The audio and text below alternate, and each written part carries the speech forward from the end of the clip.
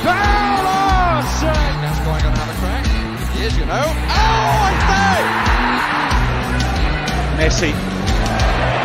Oh, brilliant skill from Lionel Messi. Surging forward with real menace here. Brilliant from Messi. Oh, what a goal that is!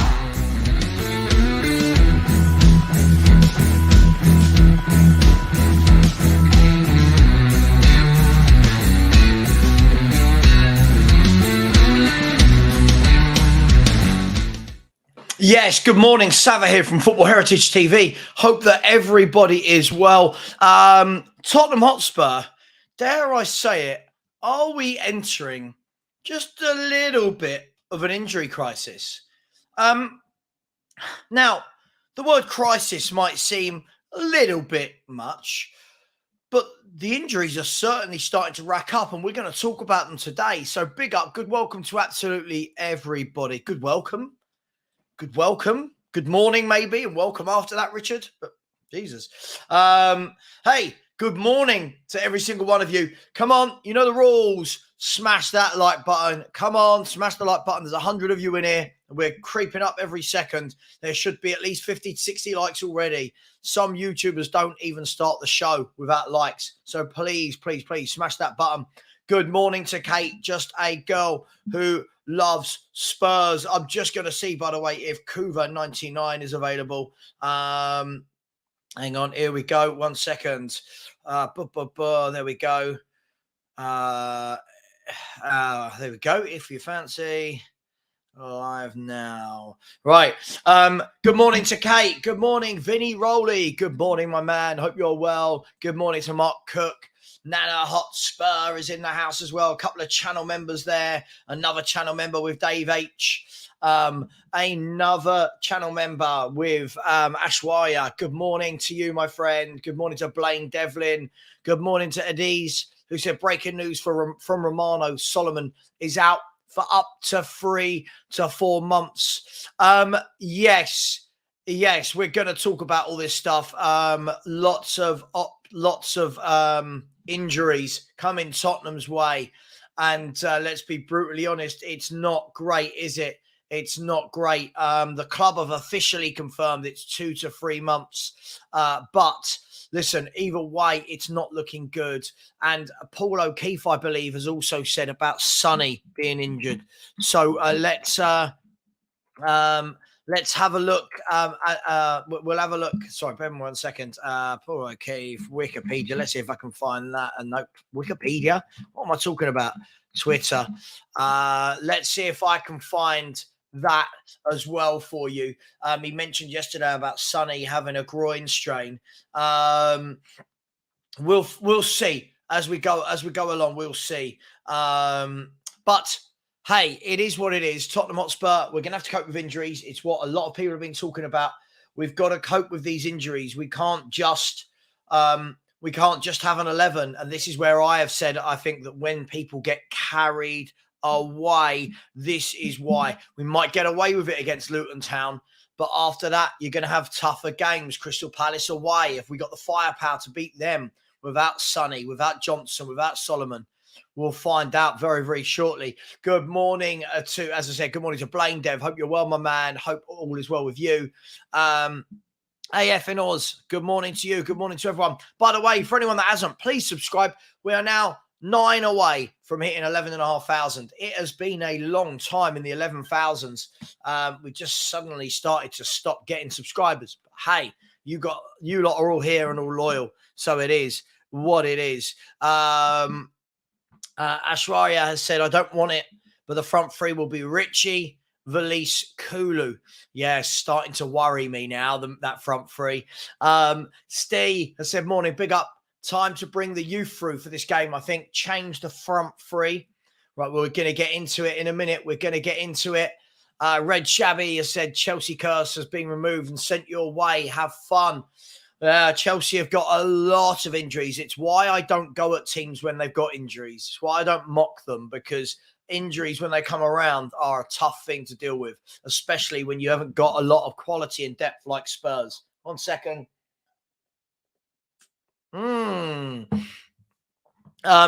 Billy Andrews, good morning, Savva. With Solomon injured, we will see the likes of Santiago, Donnelly, and Sunsop Bell.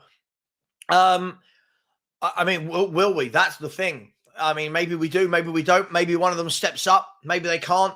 It's going to be interesting. Big up.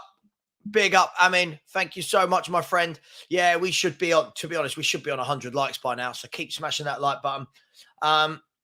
Yeah, Johnson's tight hammy was clearly more than that. Yeah, I think the way he pulled up suddenly, I think we could all see it was a bad one. Good morning to Danny. Good morning, mate. Hope you're well. Good morning to Luton Dan. Jamie has said, challenge the argument, not the person like that. Big up to you, Jamie. East London Gooner in the house. Said, good morning, Savva and Footballing World. Big up, Savva from Taku. Big up to you. People going with a front three of Richarlison, Valise, and Kulusevski. Aussie Adam says, Savva Ange had the same issues when he started Celtic with injuries, and it was down to the training intensity and wafer thin squad size. Sound familiar? Yeah, I mean, yeah, absolutely. Listen, I think, as I said, I think you get away with it. I think you get away with it against Luton, maybe. Do you then get away with it, Fulham? Do you get away with it against Palace away? Then you got the likes of Man City and Chelsea. Do you get away with it in these games? We'll find out. The Big D has said, good morning, Savva. Yeah, good morning to you as well. Hope you are well, Big D. I am very well, thank you. It's a lovely Thursday morning here. Let's have a look. It's that lovely. If anyone can see, the sun is shining. And it's all good. It's all good as Sky Sports beside me are dissecting the Newcastle win versus PSG, and Kylian Mbappe showing that he had 0 successful take-ons and 1 shot in 90 minutes. One of the world's best. Luton Dan has said Son, Donnelly, and Kulu. Well, there's talks that Sonny is injured. I mean, I don't know. We've had this before, and it didn't turn out to be true, but there's talks that Son is carrying a groin strain, as far as I'm aware.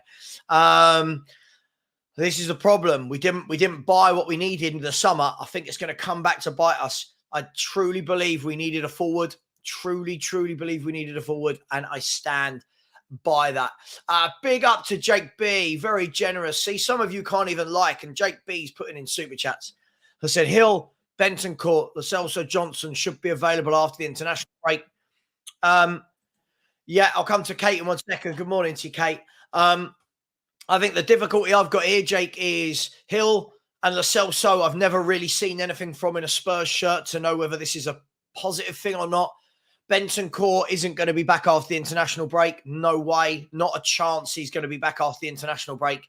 He's not even in full training. He's in light training at the moment. I think you're looking at another month and a half before he even kicks a football. And Johnson, I mean, we don't know. Hamstrings have a tendency to go, don't they? But look, let's hope that some of these players are fit. And thank you so much for the super chat. Kate, we always knew. Good morning. How are you? Morning. I'm good, thanks. How are you? Enjoying your lovely smoothie. Living the dream. Look, we always knew it was going to be a case of you've got to keep the 11 fit. We're now at the stage where, all right, we knew Bentoncourt was out injured. I think Sessegnon, if far as I'm aware, is still out injured. Maybe back on the bench. Not saying he's a first-team player, but Lo Celso, we know, is out injured. Brian Hill is out injured. Perisic, we know, is missing the season. Brennan Johnson is now out injured. Solomon's out injured for 2 to 3 months. Sonny, they're talking about a groin strain. This is worrying, isn't it? I mean, it's leaving us very, very, very threadbare would be the word I use. Yeah, I mean, we've been saying it since the window closed, that it's all very well while the first 11 are fit, but as soon as we get an injury or 2 or 3, we're down to the bare bones. Luckily, I don't want to disrespect Luton, but we've got Luton next, which if you had to pick a game to play, Luton would probably be one of the ones you choose. And all we can hope is that Sonny's injury isn't going to keep him out for long. I think they said we've got 2-week international break, haven't we, in between our game and the next game. And I know that Johnson's out for the hamstring, with his hamstring or something, so he won't be playing in internationals. But hopefully when we come back, we'll at least have Sonny and Johnson back. But yeah, of course it's a worry, because the drop in quality from our first 11 to our bench is humongous. Yeah. I mean, some people are saying, and I'm not knocking them for it, I suppose these are the only options left. We're talking about a front three of Richarlison, Kulu and Valise. Some people are saying, well, maybe Kulu goes to the left, Royal comes in at right back, Porro goes to right, all of these different permutations. For me, if I'm Luton Town, I'm very happy to see a forward three of Kulu, Richarlison and Valise. There's not really there's no pace in it. There's no dynamism. There's no creativity in that front three. Who takes the balls by the horns if it is that front three? If we do have to go with Valise, Kulu and Richarlison, big up Kuva, who leads the line? Who is the dynamic one? Who takes the balls by the horn? I don't know about Valise's pace. I've got to be honest. I don't know whether he's full of pace, got no pace, or what. I don't know how he's going to be in that first. I mean, you obviously know more than me, Savva.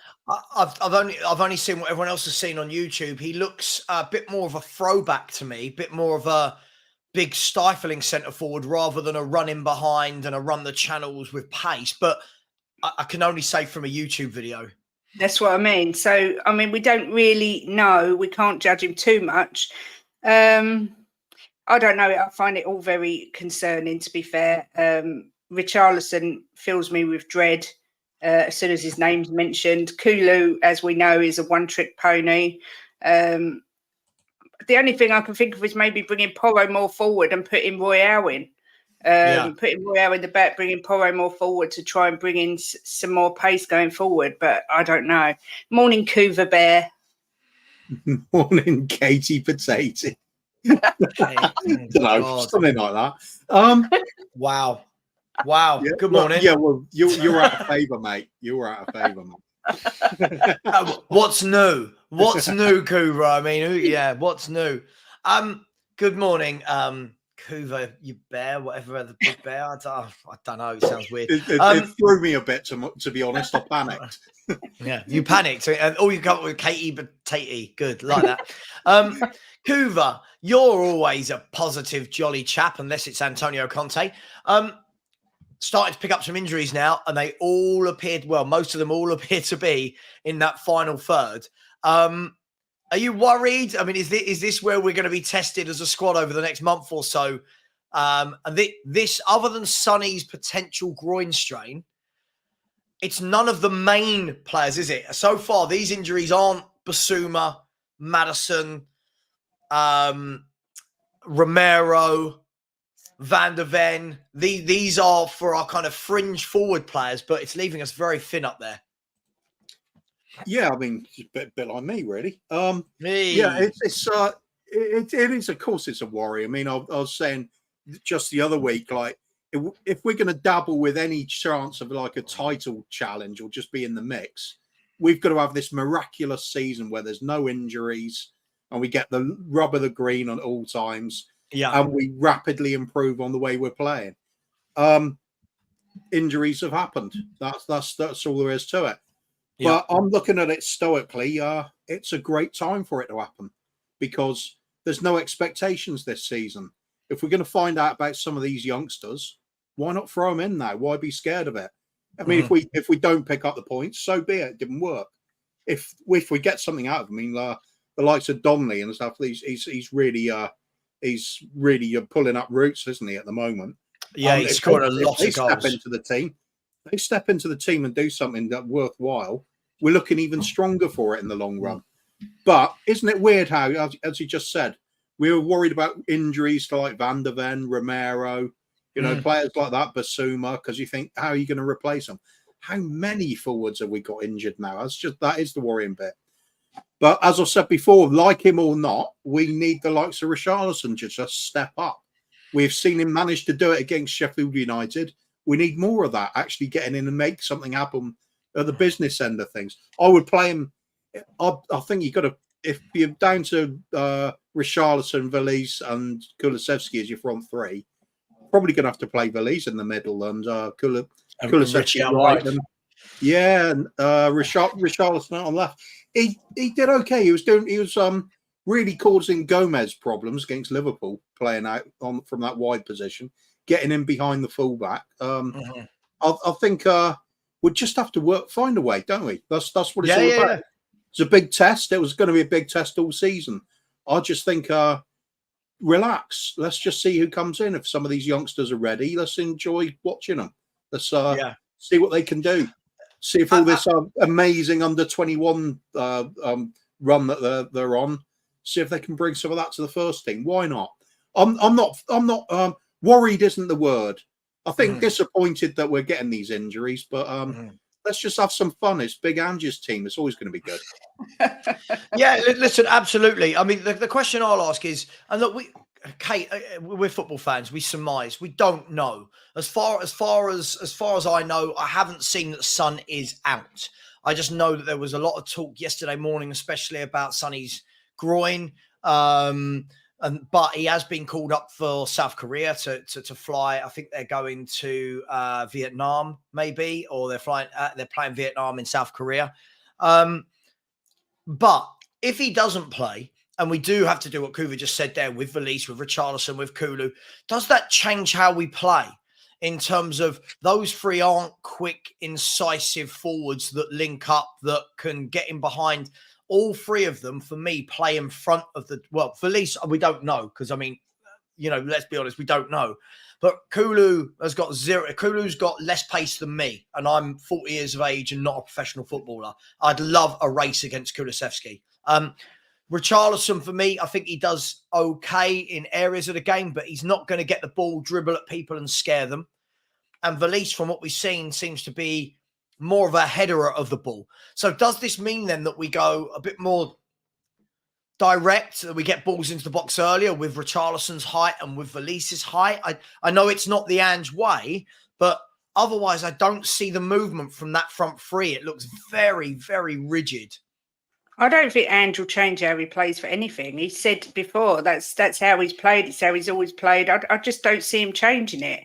It's like Kuva said, I think he will find a way to make it work, however that may be. I'm not sure how. I mean, I still think Sonny will play a part. Whether he'll play the full 90 minutes, I don't know, but I think he'll play a part. But Ange isn't one who adapts his way. He just does it that way. And if you can't do it that way, then you don't play, kind of thing. That rhymed. But yeah, I think in training, Kate is here for her poetic skills. Love it. Well done, Kate. I think in training, obviously, if he knows Sonny's not going to play, he will be trying that system with those players and finding a way to make it work. Yeah, I agree. I don't think Luton are going to be a walkover at all. They like to counter as well. But I saw someone else say that Valise and Richarlison's aerial ability might work in our favour against Luton. So it's just going to be interesting to see. I mean, I always find it fascinating to see how Ange plays and where he puts players and how he does it. I think it's going to be interesting to see how he steps up to this test and makes it work for us. Yeah, I mean, look, it's interesting, right? Listen, you've got two schools of thought, Cooper, and this is one that I never like, is the whole, it's only Luton. I've never been a fan of that type, because I think as Spurs fans down the years, we've seen that type of talk can often lead to, oh, well, that was embarrassing. Do you know what I mean? Now, I'm not saying... I'll say that when it's Man City, mate. That's fine. Yeah, I know. But I don't... when fans in general say things like, it's only Luton, okay, but they're going to make it really tough. You know what these 12:30 kickoffs are like, really tough, small pitch. They're gonna have that low block that we've seen. We are not good at breaking down. I would be tempted, Kuva, like you said just now, I'd be tempted, rather than seeing Kulu and Richie both in the same team, and Valise as well, where it'll be a bit more static, I'd like to see a Santiago or a Donnelly. I'd like to see someone with a little bit, that young player that's got that, you know, they get that call on the Friday. You've all seen it in films. You get called into the office and you're in the squad tomorrow. And you go, what? You're playing. Like that whole kind of, I'd like that. Get someone in there who's going to buzz about. Jamie Donnelly, goal scorer. Is he ready? I don't know. Is anyone ever ready to step up from the under-23s into the first team? That's what I'd like to see. That's when you need that bit of man management as well, isn't it? Just go, yeah. You know how to play because they're playing the same style as the first team and throughout the entire club now. So just say to him, look, you know how we play. Go out there, enjoy yourself, just express yourself, just see what you can do. Don't worry about making mistakes. They're going to happen. Just relax, have a bit of fun with it, and see if you can get the crowd on your side with a couple of bits of magic and things like that. I'm not so worried about it, but I'm actually thinking more and more about it. If we do end up with Richarlison, Kulusevski, Valise as the starting three, there's also a case to say we can slightly adapt what we do in terms of what Ange wants, because he wants that solid core in the midfield. So you've always got the passing options and players occupied there and taking up those spaces between their defence and their midfield. What if Kulusevski and Richarlison do the ones dropping in instead of a Doggy and Porro? Leave a Doggy and Porro to go on the wings, use their pace. We can get them behind them that way. Then we can make use of the Valise and Richarlison getting into the box. And Kulusevski, he's quite big as well, isn't he? So there are ways to adapt this system while still maintaining its shape. You just got to be a little bit more clever with it. So I'm not that worried, to be honest. The only trouble is Sonny missing he's on fire. He's putting everything away at the moment. He's looking like the player he was a couple of seasons ago when Golden Boot on the cards. It's a worry for any team. You lose your main goal source. It's a struggle. You have to find other ways. Much as Liverpool did with send-ins off and things going against them, they found a way to defend. They found, even when they went down to 10 men, they were finding a way to be a threat to us as well. Yeah, we just got to do the same when we have to start off with 11 doing it. I'm interested. I'm intrigued what we do. There's got to be more than one string to the bow, and everybody's saying, well, Ange only plays one way. Yes, he does, but Posh did as well. And it wasn't a case of changing from short passing game to bombing long balls forward and everybody charge up the field like idiots. There's the subtle ways of doing it and getting around things. So let's see what he's got. Yeah. Listen, I completely agree with you. And by the way, I think some people are getting it wrong in the chat. I'm not saying that we should worry. I'm not saying we should be worried about Luton. I've been a Spurs fan too long to start talking about going into games going, 4-0.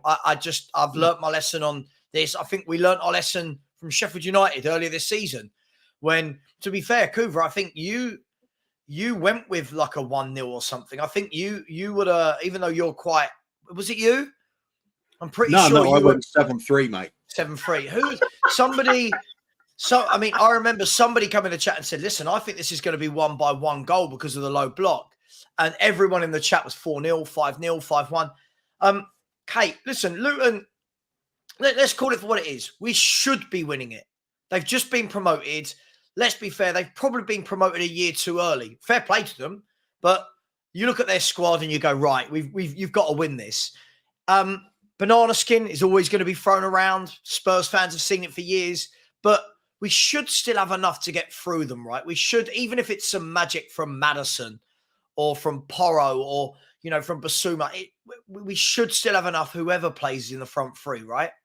Yeah, I think so. I'm not concerned. I am always a little bit concerned, I'm not going to lie. But I do think that we've got more than enough, whether Sonny starts or not, to beat them. I don't think it will be a walkover. I don't think it will be a 5-0 or anything like that. But I do think we've got enough. I agree about bringing the youth through. We're going to need these players when the African nations come round, when the Asian Cup come round. So why not give them a go? I mean, I don't see what harm it could do. That call-up you're talking about, that's what I'm like, Savva, every time you message and say, do you want to come on the show? It's like that feel. It's like, yes, I'm in the first team. Get in. You're slowly but surely replacing Perchy, who's on the side. Perchy's injured. Perchy is injured. He's out of contention at the moment. He's Man not very down. well. Man down. Look, It's strange though, isn't it, Coover, that all of the injuries are coming in the same position. Perisic, Solomon, Brennan Johnson. And it's all of our players that that have got a little bit of pace, isn't it? It's taking all the pace out of our attack. So whatever we say, it will have to be tempered slightly because Kulu can't beat his man, for fun. At all. Richarlison's not a winger that beats his man. Richarlison's more of a driving forward into the box rather than a beat your man. Valise doesn't look like he's got that pace. I think you're right. It's going to be so important, Udogie and Porro spreading the play in terms of making that pitch as wide as possible with their pace. Yeah, it's all about getting the triangles working, isn't it? They want that through the middle where you see this regularly. You see the 5 players controlling it. There's one in the middle, 2 ahead of him in a tandem, and 2 behind. And you've got triangles either side of the pitch and ahead and behind. Now, when you go forward and try and exploit the width on a low block, you've also got to have triangles there. So you've got to have those central attacking type players and midfielders sitting in there. And then you need your wing back to go forward, and you need your wide player to join in with it. Create the overloads there. So we should be looking at doing that. We weren't very good at doing that against Liverpool, unfortunately. Well, the only times we did it, we got a goal, got the winner from it. We saw it occasionally with Richarlison doing it. He was getting free behind Gomez, but partly that's also because Gomez was a very attacking-minded player to start with in the match. But against Luton, they were much more likely to sit back. Being at home, though, they may be thinking it's one they've really got to go for it. Point might not be enough for them. So perhaps that we can entice them out with the way we play, because that is how we're set up. We try and draw the opposition out by, pinging the ball around in dangerous positions. That's the whole purpose of playing out from the back. Maybe they fall for it. Maybe they don't, like Sheffield United didn't. Do you think, Kuva, that they'll look at the way teams have played against us and think they can get us? And what I mean by that is we are learning a new way of playing football. I think people need to remember that, right? We are only 7 games into this whole playing the ball out from the back. And at times we do it quite slowly. Let's be honest. At times we have moved it along the back line quite slowly. Do you think the likes of Colton Morris, Adebayo, big, powerful guys that run, that press, do you think these guys are going to be told, press them when they get the ball at the back, make them make mistakes, and get the crowd up early on? Do you think that's going to be something that they target? Hey, I'd certainly do it if I was the manager. You got to have a go, especially in a home match. If you're looking to stay up this season, you've got to get as many points at home as you possibly can. Yeah, it's no good just sitting back and getting a 1-0 loss without even trying. So yeah, I'll go for it. I mean, Bournemouth were pretty good at doing that at one point as well, but we did find a way against them with Maddison dropping deeper and create the extra numbers there. It's a way of it's all to do with how we adapt to things. It's dangerous to come and press us. Liverpool did not look very secure when they did it when we were 11 against 11. It was a wide open game at that point because the way we play and the shape we're holding and trying to dominate that middle area, either you come out like Liverpool did and try and press us man for man, and you leave holes open. You leave, like the Maddison spot was open a lot of the time for a pass. We just couldn't seem to utilise it a lot of the time. Luton, same deal. If they're going to come and press us forward, it does leave them open at the back. They are stretching themselves by doing it. So it's a risky game, but it's there for the taking as well. Like you said, we are moving it a bit too slowly at the back. I think we're doing things the wrong way round, really. We want to be swift with the passing at the back and through midfield, and then just have that little bit of calmness and clarity when you get into the box. And we're doing the opposite. We're getting panicky when we get in the box and misfiring and moving too slowly at the back. So there's still a lot of work to do with this system. There really is. Oh, of course there is. It's 7 games. The fact we're unbeaten and sitting in second is fantastic. For sure. For sure. I'm not knocking us, by the way, Kuva. I'm not knocking it. When I say about slow at the back, I would expect the way that we've been playing the last 4 years, which didn't focus on defenders having to do any of this, I would think that it's going to take a bit of time. Porro is figuring out right back, first and foremost. right? Van der Ven's new to the league, Doggy's new to the league, and Romero's been in a back 4, 5, whatever you want to call it, for years, where it's been get rid of it. So I understand, but I'm just looking at. I always like to look at, like lawyers will always say, right, what they want to do is they want to make a case for themselves, then they want to make another case for what is going to come against them. That's what I like to do. I like to look at, okay, what can our opponents look at us and go, that's where they can be got at. And that's what I think it will be. I think that they'll realise, right, low block, but if you can get that ball into Colton Morris, if you can get that ball into the likes of Adebayo, I do think they've got some power. They've got the legs. And that is how I would trouble Tottenham Hotspur. Just me, Kuva. That's all. Just me. Pace down the flanks and not hit on the break. Yeah, absolutely. If you got that, that's a potent weapon for any team against any opposition. There's no case where having fast, wide players with a bit of talent about them isn't going to help your team. So even against the low block, we play a risk reward game. It's all about having possession in their half, trying to get the ball in the pocket, as they like to call it. That those little gaps, that's where we're trying our most to hurt teams. When you got Maddison, that's great. When you got Kulusevski's drifting into those positions, he's creating stuff even if he doesn't look great. So that's fine. But like we're saying, and we're both saying it, and a lot of other people are saying as well, got to get those wide areas, got to get some pace in there, got to get to drive to the line, get that defense turned around, running towards its own goal where it's totally ineffective compared to facing. But you get three big centre halves and all the plays in front of them, they're going to eat up almost everything. So we got to get them out of the comfort zone, get them turning around, running back to their goal. All sorts of things can happen, like that own goal against Liverpool. Or we can have even smaller players that don't have a chance in a one-on-one with a huge centre-back. If they're turning up in the box late, it's a tap-in. If they get to run to the near post and the ball's drilled in, that's a tap-in as well. There's ways of playing. We're just we've got to utilise them a bit better. I think we've been a bit slow to do it, a little bit slow to respond to it. There's only so much Ange can really teach them in this amount of time we've had. I mean, like against Liverpool, I'm sure they won't have drilled into them how to play against 9 players yet. That'll be part of the things. In time, they'll study that. And they'll do a few things on that.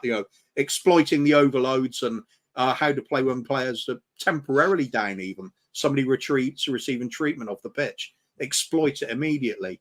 It's something that will come in time. Couple of years, it'll be years time. They won't even have to think about it. They'll know what to do. Liverpool are adept at it already. There's a lot we could learn off them, even when their loss against us, there was stuff they were doing that was really clever, and it was an interesting one to watch, even if really frustrating from our point of view for that second half. But we're a learning team. Let's see what Andrew's got when it comes to these situations now, like Luton. Absolutely. Kate, let me bring you in here just quickly before I do. Jamie, I don't know what you're listening to. I don't think anyone's hyping Luton up. I don't. Honestly, this magic mic, which changes the words that we say, I don't know what you've heard, Jamie, but it's definitely not hyping up Luton. We're talking about any Premier League team on their day. Right, Kate, I want to show you this. We're going to look at Luton's... where are we? I think it's just giving Luton a bit of respect rather than hyping them up, because there's no such thing as an easy game in the Premier League. I don't care what anyone says. There really isn't.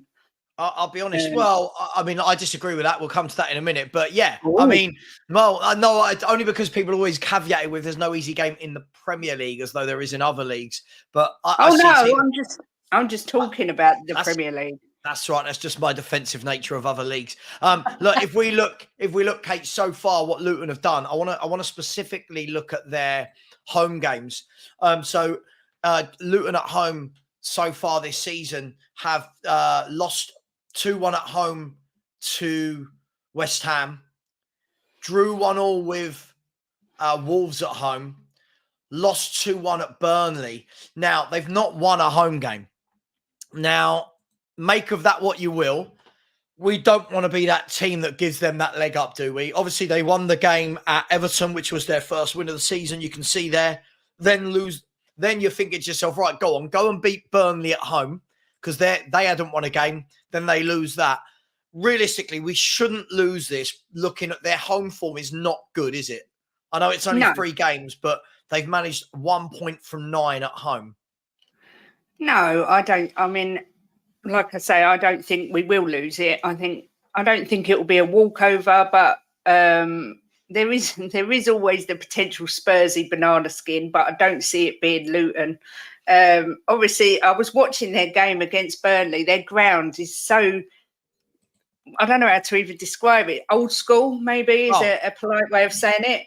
And the fans seem like they're almost sitting on the pitch. So it seems it was funny to see, but I think we're going to have too much for them. I see it being 3-1. I'm going to go for. I think we'll have too much for them. I thought they did well to beat Everton, but Everton are an awful team. So yeah, I'm not overly concerned about us dropping points against them. I've got to be honest. Mm-hmm. And just quickly, if we look at the Premier League table, forget where we are. We know where we are at the top there. Only conceded 8 goals in 7 games. Conceded 8 goals in 7 games. Then we look at Luton at the bottom. They've only won 1 game, conceded 14 goals. So they've got one of the worst defenses in the Premier League. Surely that is going to be where it's won, right? Is the fact that we've got to be able to find a way to break down their back 4 because everyone else is finding a way to break down their back 4. It was only really those first 2 games where they shipped a lot of goals. The rest of it's been really tight games, hasn't it? So it has been, but you know you're still looking at it going 14 goals conceded is still, it's a lot in a season. Still. It's a lot already after 7 games. Look, they're averaging 2. They're averaging 2, Kate. So we've got to get 2. I'm being really simplistic here with my thinking. You've got to get 2 at least. Yeah, and I think we'll get 3. So, but yeah, their defence is shocking. I mean, after the first 2 games, everyone was saying Luton will be the whipping boys this year. It's sad but true. I can't see us dropping anything. I can see us winning reasonably comfortably, whether Sonny plays or not. I expect Richarlison to score probably a header or 2 if Sonny doesn't play. So yeah, like I say, if we cannot beat Luton with that defence, there is something shocking going on. Mm. I don't see it happening. Ange knows the way to beat these teams, and he will find a way. I believe in Ange. We trust a Kuva. Mm-hmm. Yeah. I mean, Kuva, are you expecting any other change? I mean, look, obviously we've got some stuff going at the top, but are you expecting to see the exact same back 4, same midfield 3? Do you see there being any changes, or are we going into the school of thinking we've got an international break for 10, 11 days, whatever it is, so that's not our problem after that. We just play the same 11 as normal. Same 11 as normal. It's just working on improving our match day conditions, how we perform. Every single game, you can see that Ange hasn't been happy with it. He knows there's still a long way to go. So I think the same again. Players are clearly performing well enough to get the job done in most games. It's a case of just getting that muscle memory in place, isn't it? Where winning's routine, ways to break teams down becomes routine. And I think this another big test for purely on how well we can deal with this low block, because they're going to do it. Like I said earlier, I mean, I would go and press us, but I don't think they're going to either. I think they're going to be another Sheffield United. So we've got to find our way of doing it again. So it's back to what we said at the start of the show. Udogie, Porro, got to get them forward, got to get them overlapping Kulusevski and say Richarlison if he's playing wide, which he might not be. He might well be through the middle. Might be a little bit too much put on Velise's shoulders to start him in a number 9 position at the moment. Right. He'll certainly be on the bench though, won't he? Yeah. Plus, do we really know about Sonny? Is he definitely going to be missing? I don't know. I mean, I started hearing noises yesterday. Somebody said that, was it Paul O'Keefe maybe? Listen, sorry if it wasn't, but somebody mentioned about a groin strain. I don't doubt that we'll get to the game at the weekend, Coover, and I think it will be the same front three as last weekend. If I'm brutally honest, I think it will be the exact same 11 as last weekend. I'm more worried about if players are playing with knocks, purely because we haven't got the backups. That's where injury is more likely, right? You're playing with a knock. Oh, don't worry, boss, I'll be all right. I'll play through it. And the next thing you know, someone's out for 3 months and you're like, oh, God, maybe they shouldn't play. But, Coover, I don't know what... Listen, let's be brutally honest. I think we're going to get to this game Saturday afternoon. I'm going to do the watch-along, and I've got a feeling I'll be saying things like, Spurs have had 72% of the ball. Spurs have had 74%. I truly believe we will have all the football. My concern is what we have seen with us so far this year. We truly have struggled. I don't care what anyone says. We struggle when teams park the bus and literally the ball goes to James Maddison at every single opportunity because no one else can break down a low block. That's my worry, Coover, that there isn't anyone else in our team that's got that intricate pass, that pace, I don't know, something to get in and break a low block. That's the worry for me. Even Man City struggle against a low block. That's Sure. why teams do it, isn't it? So Sure. It's not the nicest way to do it, but it's still a test, isn't it, for the team? It's a test for overcoming things. We've been doing it so far. At the end of the day, despite any criticism of VAR or send-ins off or the way other teams are playing or timing or the amount of extra time being played at the end of matches, teams' tactics, we have found a way in every game. Yeah, and even the ones we haven't won, that we felt like, we could have nicked that. Should have. We have opportunities there. Yeah. So bring it on. I really don't feel any need to get too worried, especially, like I said, it's Luton. I mean, I think we could disrespect them a bit. I mean, come on. Look, you're welcome to. I just don't talk about any teams like that just because. I'm just looking at the simple fact is we've scored 2 goals in every single game. Mate, I agree with you. I'm not saying we won't win, by the way, everybody. I'm just sitting here on the fence, not about the win, but I'm sitting here just trying to find reasons to. Otherwise, we just sit here and go, right, Spurs 3, Luton 0. See you later. I'll see you tomorrow, everyone. I think we've got to keep a level head about it. We know there are going to be some games where it just doesn't work for whatever reason. The ball just won't go in the net. We'll get hit on the break. We know there's going to be bumps in the road. There is for everybody. City just lost the other day as well. Nobody's expecting that. It's just dust yourself off, throw yourself back on the horse, and get onto galloping mode straight away again, isn't it? Well, teams are. Kate, I mean, I'll come to you. Teams are getting a lot better in the Premier. I said the Premier League in all the leagues now at coping with high pressing, intense football, and we can all thank Pep Guardiola for this, right? Because this is what Man City face nearly every game. What we're talking about here, this is what Man City face, and this is why when people go, "Oh, they've had 78% of the ball, they don't do anything with it," I think people are starting to realise it's really difficult when you are playing against low blocks, when there are no gaps to run into, where the forward. I watched Haaland last night. At times, he had 3. RB Leipzig sat back and countered, but he had 3 centre halves around him at times. And it don't matter how good you are, how strong you are. That is tough to do. They weren't finding gaps behind and that is what I think Spurs are finding. For me, Kate, it's been a season already, and I think we're going to see this all season. Spurs are going to be involved in 2 types of football match only this season. We're going to be involved in games like against Burnley, like against Arsenal, like against Liverpool, that are free-flowing, open, end-to-end, chances galore. And then we're going to be involved in, someone's parked a bus. What do we do? Fans are going to be really, really frustrated at having all the ball, but not being able to carve out opportunities. Do you see what I'm saying with that? Yeah, and I'd much rather watch the first option, to be fair. Of course. But, I've got to say, if we're expecting them to be a real low block team, then maybe Sonny isn't. Maybe we should rest on it because he can never get through. I mean, he was non-existent in Sheffield United because he just couldn't get any space at all. So maybe we should perhaps just start with Richie and see You know, if he can get his head on a couple of crosses or something like that, because we all know the low block doesn't suit Sonny in any way. He's more creative. He wants to run into space. And to be fair to Sheffield United, they didn't give him any space at all during that game. It was only when Richie came on with his aerial threat that we actually scored. Yeah, listen, you called it right. I mean, we've got to find a way to get Sonny into those games. Against Burnley, against Arsenal, you know, against Liverpool, you get room in behind because these teams don't come and set up to stifle you. These teams have the same school of thought of us. We're going to play football. We're going to go and worry about us, not them.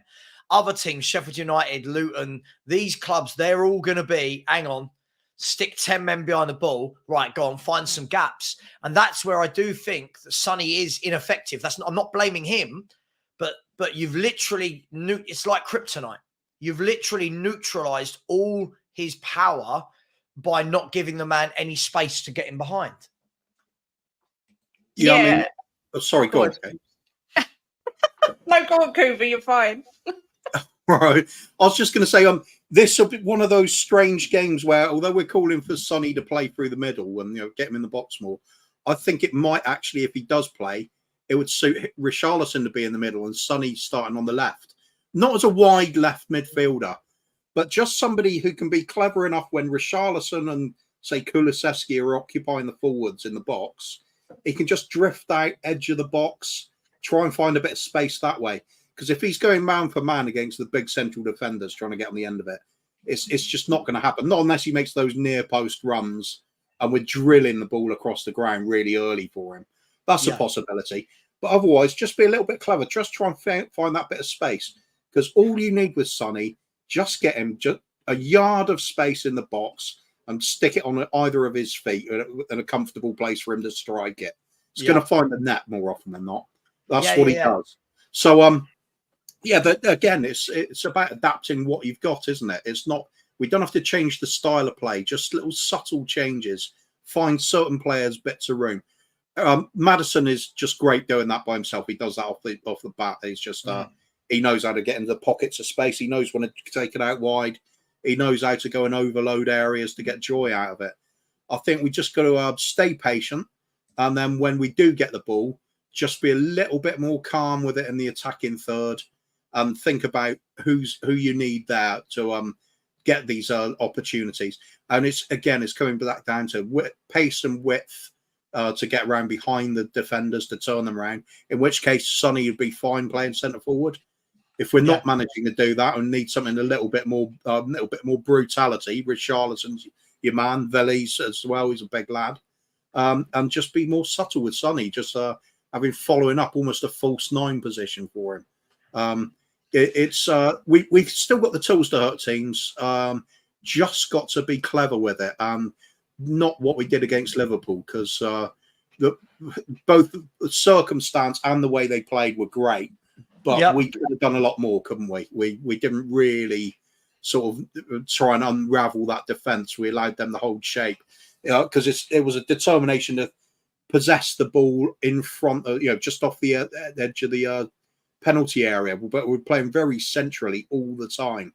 It's what the team's built to exploit, really. We are looking to make the most of those spaces. I think we've just got to get more width into the games. I think Ange is well aware of this. Of course. He is looking at this, Kuva, and I do need to read some super chats. Kuva, he is looking at this in the first 7 games. You can see it, his face on the sideline. It's that happy face, but frustrated face, because he's got the plan. He knows what the end product is. Some of the players won't. I think he's looking at this knowing, I need more pace. I need more power. I need whatever it is. Look, let me get some super chats, then I'll come to you, Kate. And big up Skyline. Apologies last night for when putting you in a timeout. I didn't mean to. I meant to put somebody above you in the chat into timeout and then wasn't concentrating. So apologies. Big up to you. Where do we go? Tigara, the single parent theory, has said, let's just rule Sonny out injured. Rule him out for 3 weeks, which rules him out of the South Korean squad to rest at home. He is too important for us. Yeah, I got a feeling that the South Korean FA wouldn't just take that lying down, if I'm brutally honest. I've got a feeling that for as important as he is for us, he is South Korean football, right? They will do all they can to take him. He's their captain. He is the poster boy. We've got to remember that as well. If we rule him out, they're going to have their medics going, hang on, really? Is he injured that much? So, look, I hear you, though. He is important for us. Yeah, he's both club and country's main goal scoring threat. Big up to you, Tigaro. Blaine Devlin. It's weird saying Devlin instead of Dev. Has said, I'm seeing this as a positive because we could have set up and had the problems against the low block. We now have to play differently. As long as we cross well, Valise and Richie, good in the air. Blaine Dev, I agree with you. My only worry about this whole sentence is I don't disagree with you, but is as long as we cross well bit, I don't look at anyone in this team that can cross a football other than James Maddison. Perisic, brilliant crossing, right? That's injured. I think Solomon's crossing is very hit and miss. Kulu, for me, his crossing has been meh. Porro's got a decent cross. Porro's got a really good whipped in cross. Has he got the? I don't know. I don't know. I look at that and where are the crosses coming from? Is Adogi a good crosser of the ball? Have we seen that? Look, I don't think you need to if you got pace on those flanks. You get to the byline. All you've got to do is belt it along the ground as hard as possible if you're going for the near post, or you just lay it back. Along the ground. No, I agree, but that's not what this is talking about, is it? This is talking about if you've got Valise and Richie in the box, as opposed to normally what we do. Same deal as far as I'm concerned. They're there for as far as I'm concerned. When you get the sort of Kulusevski position, you know where he crosses it from is slightly deeper outside of the box, and it goes into the far post sort of area. That's where Valise and Richarlison would be some use to you, but. If we're going to overcome a low block, I don't think that's really the way to do it. I think you just carry on with the. My worry is get to the byline. Yeah.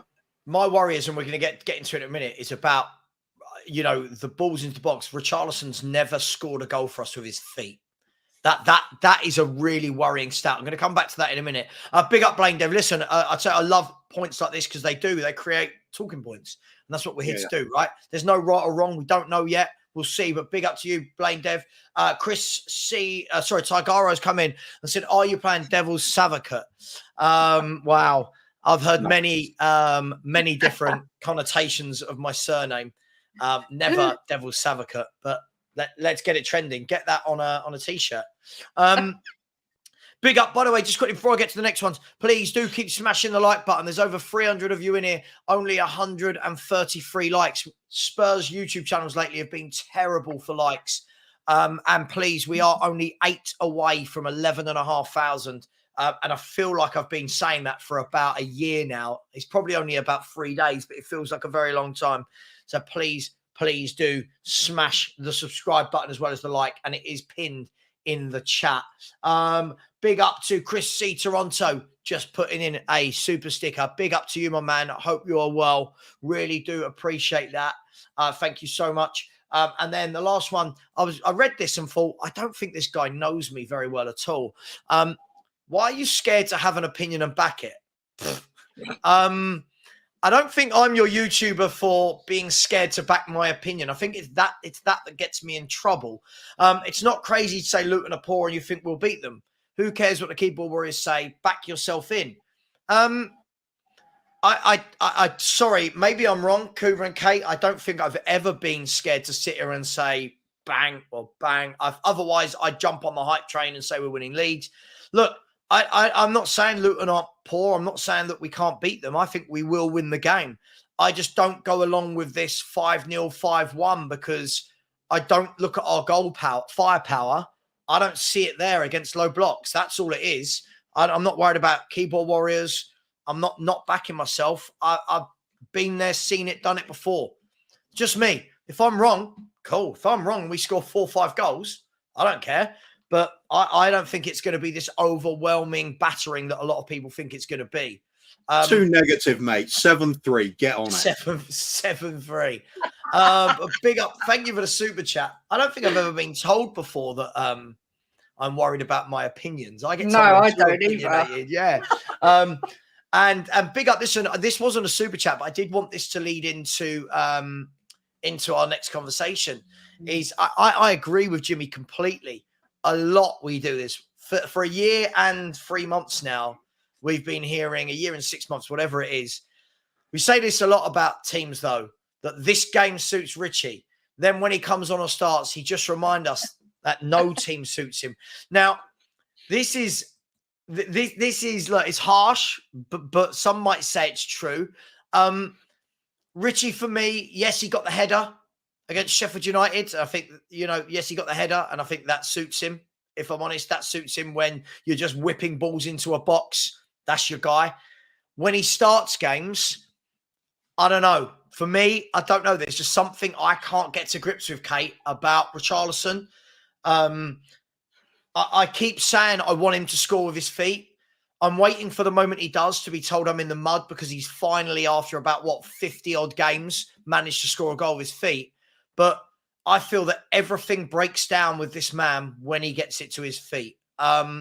What are you saying about it? This guy causes a lot of divide. Yeah, I mean, I don't rate him at all. I've always said it. I don't, Jim is the one that sticks up for him, and I'm the ruthless one who says bloody Jim. Who says he's not good enough. But I think the thing is, as fans, we're stuck with him for the time being, right? So if Sonny isn't going to play, we've got to just try and use him and hope that he can do something. That's all I can say. I mean, I watch him and I think his touch is awful. But if he can just be on the pitch and score a header or a couple of headers and win us the game, it just kind of is what it is. I'm trying to say nice things about him because I really don't like him. But we don't have a load of different options, and they've paid all this money for this guy. We've got to try and utilise him in some way, and he is decent in the air. So that's the only reason I'm saying it might suit Richarlison better than Sonny, because it's a low block team and he's decent in the air. But apart from that, I can't really say anything positive about him because I just don't rate him.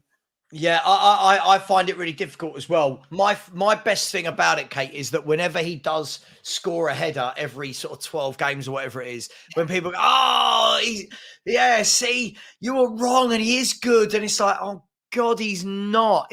Do you know what? If every time a player does something every now and then, people have to say, see, he is good, that tells me straight away I knew I was right. If you have to tell people a player is good, you know. Right. It's the argument of, but he's so passionate. He's so passionate. he bleeds it. And it's like, I don't care if he's passionate. Just score bloody goals and do something. Yeah. I mean, look, Kuva. You've said it before that Richie's got his uses. I've just brought that there just to show that when you look at that, this will be his 44th time trying to score a goal with his feet for Tottenham Hotspur. Let's be honest, Kuva. I know you've said he's got his uses, but that is absolutely woeful for a £60 million striker that in 43 attempts has not been able to bury a single chance with his feet. And we saw it against Liverpool. He had that shot that hit the post and it was like he just dragged it. He's not a clean finisher of the ball, is he? Like a Sonny, like a Kane. He's not a clean finisher. One as well that was really frustrating. Didn't he blaze one miles over? When, he's just not a goal scorer, is he? He's just not a natural goal scorer. So I think I forget the stats. We all know he's never been a prolific goal scorer throughout his entire career. So not worried about that. That's not what I'm really expecting from him. I think that's the key. But then why did we buy him if we're not expecting that? Because I think that man said. Yeah, but then what he is good at is I think what we saw against Liverpool, and that is when he draws out wide and gets into those awkward positions where he gets in behind the fullback. He did create the goal, didn't he? It was his cross, wasn't it, that led to the goal? Yeah. So that kind of thing he can do. but that's only going to work But it's when not it's 60 million, is it? It's not 60 No, of million course it- forward. Do you know what I and mean? who would you That's- rather see doing it? A Brennan Johnson or a Solomon, or do you want to see Richie doing that? So I think we've got to just hope he manages to pull off that Liverpool performance in the first sort of 20 or 30 minutes until we scored. Basically, something weird happened when we scored. We went into a defensive mode against 10 men, and it was really odd. It was weird, yeah. It's like because they were forced into playing the low block and hit on the counter, we were more worried about that than ever. I suppose when you got Mo Salah and Diaz and that capable of running past your defenders, I suppose there is a danger, but it affected the whole team. I think Richarlison was drawn into it as well, doing more of the work rate rather than looking to exploit gaps. He's got to do what he could. Like I said, when he started against Liverpool, was good, dragging the defence out wide, giving Joe Gomez a rough time. Is it going to work against a defender that's more of a right back than trying to play a right wing back? Don't know. We'll have to wait and see. I think the worry is is he going to go through the middle and score a hat trick? No. If you watched the first 5-10 minutes, he got the ball a couple of times against Arsenal, and for me, it was just. I'm going to say it, and I know this sounds weird for a bloke that plays up front for Brazil and plays for Tottenham Hotspur. He doesn't look comfortable as a footballer. Like, he got the ball, and his first touch was like, I don't know, listen, I've coached to a decent level, and I remember coaching with kids where you have to, when they're young, you have to bring them in and go, right, okay, what was wrong with your first touch there? Oh, it was too far in front of me. Okay, cool. So not as heavy on your first touch. Play it just in front of you so you got a running motion. His first touch, a couple of times he got the ball down that wing against Liverpool. It was like, mate, that's what 8-year-olds learn to do. Like, he's a pain in the backside. He bustles, he hustles, he bustles. He can rough people up every now and then. But Kate, it's when it gets to his feet, like we saw when Sonny goes off in games, and now it's pinged into his feet. You just know as soon as it's pinged into his feet, it's pinging back. You know that his first touch is going to bounce and it's going to be up here. And then still though, I keep getting told that he'll come good and Ange will work with him. And I mean, what is he, 26, 27, 20? What is he? He's 20. He's 26. He's going to be 27 in May. Like, he's not a kid. No, I mean, I just, Jim, I do love you if you're listening, but I do get bored of hearing, oh, well, he hasn't had a good run of games. And Ange will bring out the best in him, and we haven't seen what he can do. And he's got a crisis of confidence, his mental health. He's just not good enough. I don't understand why people make so many excuses for him. I cringe when I watch him play. Look at this, Kate. Like, how anyone can think this guy is good enough. But by the way, he's going through a bad patch right now. What does that mean? He's been crap for a year and a half for Tottenham. How long does a bad patch last? I know, and to be fair, he might have done better for Everton, but he still never was a prolific goal scorer there either. I literally do. I cringe when he gets the ball because I'm embarrassed for him. I don't understand how he's made a professional living out of playing football. I don't know if I'm missing something, but I just don't get it. For me, it's a waste of a spot. I would have him on the transfer list. I was praying Saudi had come in for him. I thought, being that he plays for Brazil, they might find it a bit of a coup to come in and try and get Richie. But unfortunately, they seem to have seen what we see. But yeah, the only thing, like I say, that he can basically do is jump up every now and again and score a header. And that for me is as far as it goes. Yeah. So listen, I think Richie is going for a bad patch though. It's that patch of grass under his feet anytime he gets it. Yeah. Listen, do you know what? I feel bad because I don't look at this guy and go, oh, I hate you. But I don't hate any I think it's, I don't hate footballers. I might not like the way they play. Joey Barton. I didn't even hate Joey Barton. I think, there was a time where, you needed that in your midfield when you had a midfield too. You needed that still. You needed that grit. You needed that nasty bit. But Joey Barton could play a bit. That was thing. Joey Barton was a good footballer as well, but it got overlooked because he was a nasty bit of work. But I watch him and I watch Richarlison, and I just always feel a bit, I'm just a bit, well, I'm not a bit underwhelmed. I'm massively underwhelmed. But Kuva, you were working with me over a year ago. You know, this isn't a knee-jerk reaction. I didn't want him. So it's not that we've bought him and I've gone, oh my God, this is going to be a brilliant signing. Like with Ndombele, for example, it's like, oh, this looks good. And then you're underwhelmed. This is, oh God, I'm underwhelmed. And I thought I was going to be underwhelmed and I am underwhelmed. And how long realistically do we see that this guy will be at Tottenham? Because everyone keeps saying we need another forward. If you bring in another forward, literally you're saying then that there's nowhere for Richarlison, right? You've bought in Valise. You've got Jamie Donnelly in the youth team as well. You've got Sonny. I mean, can you see him being here this time next season, Kuva? Should he be this time next season? No, shouldn't be, but he will be. Who's going to buy him? Oh, I don't know. Someone will. I can see like there you go. That's it. There isn't, is there? Besiktas. Someone like that. Yeah, but they're not going to be spending like 30 odd million to try and get him, which we'll be looking for. And we're surely not going to be writing off his entire contract straight away. I think we're just going to be stuck with him. Maybe he goes out on loan if we get somebody else in, but I think it's one of those ones that is another bad signing. Goes on that long queue of players that we're trying to loan out and nobody wants to buy. I like you. I don't hate the bloke. I've tried to find the positives in him. Even when we signed him, I didn't think he was the sort of player that I want to see in a Spurs shirt. But you try and give him a chance and see if he can just get something going. Whether it's just aggression, being a nuisance and, making things happen for other players. But it's been so little of that. I think with the obviously the mental stresses that are going on for him as well, none of it helps. He's a worse player than he was at Everton, and he wasn't great at Everton.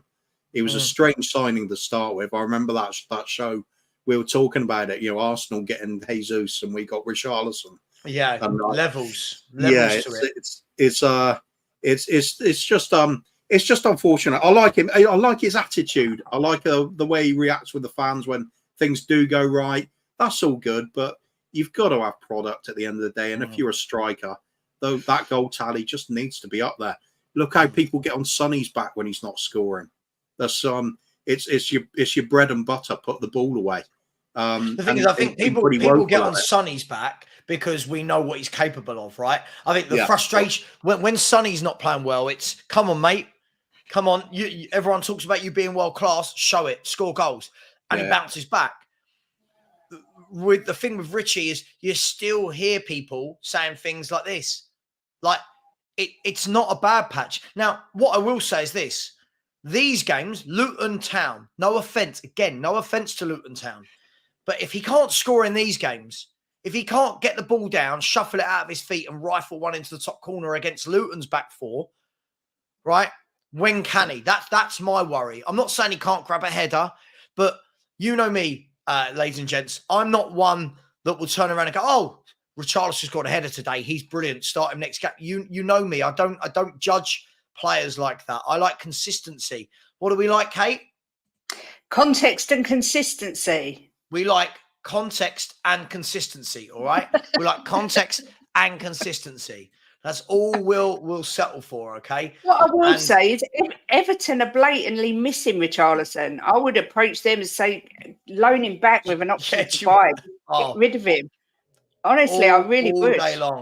All day long. What is wrong with Everton? They had Richarlison, get rid of him and get Mopé. It's like you're allergic to scoring goals or something. Yeah. Just be patient. Yeah. He's 20. He's nearly 27. Be patient. I'll wait till he's 30 until his career takes off, shall I? But look, let's move away. But just quickly before that, 123 Bus has asked: It's another Ndombele saga? It could well be for me because at the moment he goes down. Him and Ndombele go down as massive flops at their price tag. massive, massive flops at their price tag. The one huge difference is Richarlison does work his socks off for the team. I agree. So, and his teammates are going to respect that. And Ndombele leaves a bad atmosphere. No, sorry, Mark. I'm not going to ease it. No, this is what happens. Yes, Postecoglou's a brilliant coach and a brilliant manager, but that doesn't suddenly mean every bad player we have suddenly becomes good. There's a reason why some of them don't get in the 11 under Postecoglou, and the reason why some do. The good ones will, the bad ones won't. That's life. I don't like. Sorry, I've never been one of these in life, guys. That's just back every single player. They're all going to be great. No, I'll back them when they play, but I don't. They're playing for Tottenham Hotspur. This is the elite level of sport. We're at the top end of the Premier League table. It's not about easing up. These guys are paid very well to do their jobs. Go out and do it.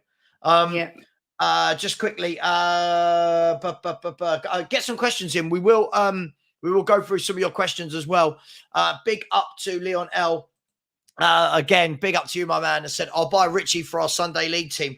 Yeah, maybe he can score a goal with his feet for your Sunday League team. Just not a good technical footballer at all. A big up to you. And then single parent theory, Tigara has come in and said, at Lionel, I bid $3.99 for Richie. #auction. Yeah, I mean, it's bad. I think when you get to the stage that fans of the club, your own club, don't want a bloke and are talking about how little he's worth and Sunday League, I feel sorry for the player because he's not good enough, but that's Spurs' fault for buying him. I'm going to ask you two this question first, so that I don't look ultra negative. Kate, I'll start with you, then we'll go to Kuva. What does Ange need to do for you to believe Spurs could win the league? Okay, It's not really Ange that has to convince me, it's Levy. Ange could convince me that we're going to win the league tomorrow if Levy backed him and gave him all the tools that he's required.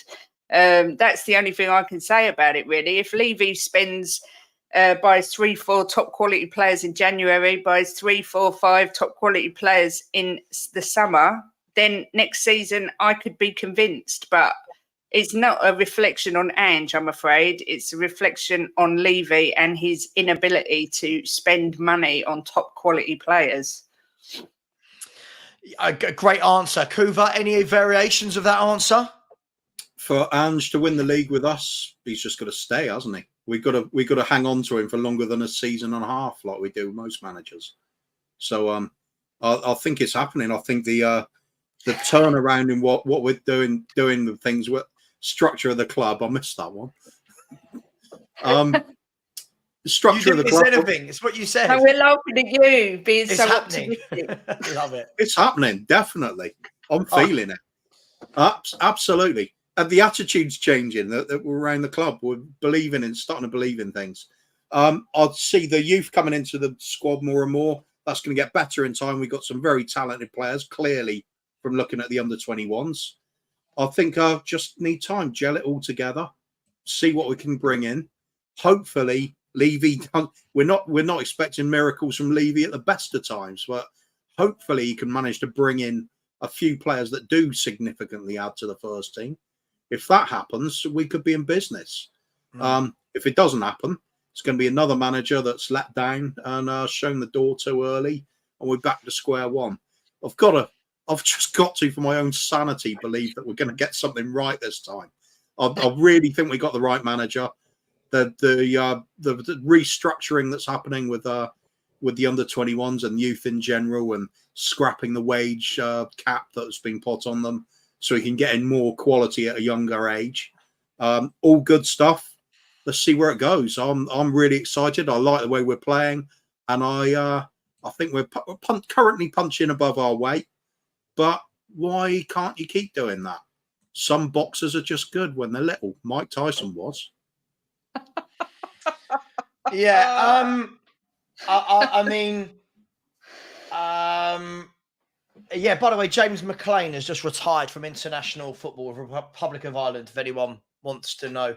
After in November, he's going to retire. I'm going to have to, sorry, Cooper, I'm going to have to go with Kate. When we sit there and arrogantly say it's happening, I haven't seen anything to suggest it's happening in any way, shape or form yet. If it's happening in the summer, we would have bought what we needed. I'm not saying if it's happening right now, by the way, but if we were serious, we wouldn't have left ourselves with Eric Dyer and Ashley Phillips as our two backup centre-halves. We wouldn't have left ourselves with Richarlison as a centre forward. Our best signing, our biggest signing of the summer wouldn't have been Brennan Johnson.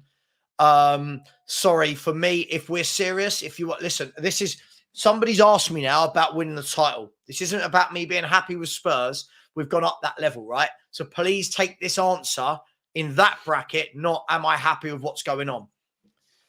That bracket of winning leagues is not buying Brennan Johnson's. That bracket of winning leagues is not, I tell you, buying Solomon on a free. Yeah, that bracket is not bringing Ashley Phillips at 18. Yeah, that's brilliant for the future, and no other centre-half into the football club. That is not what we're doing here. I haven't seen, when we're saying attitudes, I'm going to go completely against Coover here. When I'm seeing attitudes are changing, not from the board, they're not from the owners, they're not.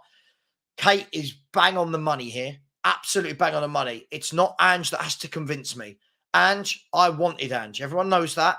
I'm happy with Ange. What's he need to do to win a league? He needs Daniel Levy to go and buy proper players. I'm talking about not players that the fans are going, 50-50 on that signing. Players that come in and we go, yeah, you've been there, you've seen it, you've done it, you've got experience. We know what you're bringing to the club. We need strikers that can score goals, not fans backing Richarlison, who's crap, and then wondering why we won't win league titles. What we need as well is we need wingers that can actually take their man on. We need wingers that can give consistent goals and assists and scare the crap out of fullbacks, not shoehorning wingers in and then again talking about why are they good. More than any of that, what do we need to compete? You need Man City squad. Yeah, we haven't got Pep Guardiola. We haven't got Man City squad. We haven't got Liverpool squad. These are the teams you have to get past to win things. And the last thing I'll say is look at Liverpool's bench at the weekend, right? When you look at that bench and that 11 they put out, and let's be fair, the first half an hour, they were superior to Tottenham Hotspur. They were superior before the red card. That is what you need to be able to compete for a title, let alone win it.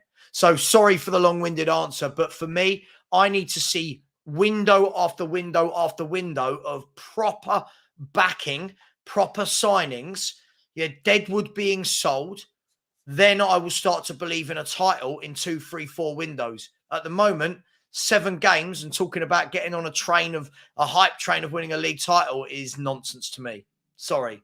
To counter that, Vicario, Basuma, Van der Ven, Udogie, Porro, these are the caliber of Madison. These are the caliber of players we need. We are bringing them in. But we haven't got any backup to those players. Yeah, we're recovering from years of horrendous transfer policies. So Levy needs to be bringing in backups that are as good as the ones that we've got, not where they drop down like a huge level. That's what worries me. If we lose Madison and bring in someone else like Lo Celso, the drop in quality is just unbelievable, and that's why, as Savva said, Liverpool's bench, most of them would walk into our first team. Do you know what I mean?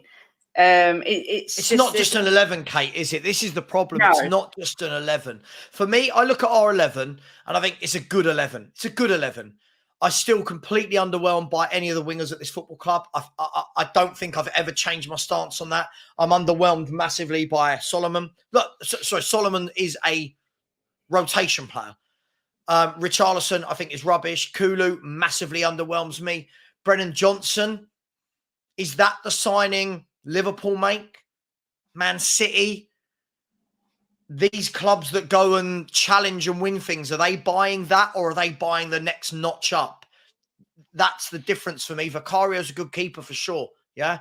Basuma, but that was last year in a different regime that Andrews had to polish that up. Right. And when you say we got him, Kuva. The difference is we went and got him. We went and got Maddison. We went and got these players when they had 1 year left on their contract. Yeah. And their clubs had no choice. Do we go and get Maddisons and Basumas when we need them rather than when they've got 1 year left? Forgetting them when there's only 1 year left, so be it. We're managing to do that. No, but that's not the point. No, but Kuva, that's not the point. That's the airy-fairy way of looking at it. The point is, we've needed a Maddison for years. Would we have gone out and bought James Maddison at 70 million when he had a premium on him? No, we wait till their price drops. No, that's what we would do. Yeah, but I'm just saying this is what the club is doing. We are managing to get some of these players in with a year left. No, but you're missing. Yeah, but you're missing a point. The point is when we need them, you can't get every player with a year left on their contract. Man City, Liverpool, they do not wait for every player they go and buy to have 1 year left. They go, who do we need to strengthen and go and challenge? Bang, get him in.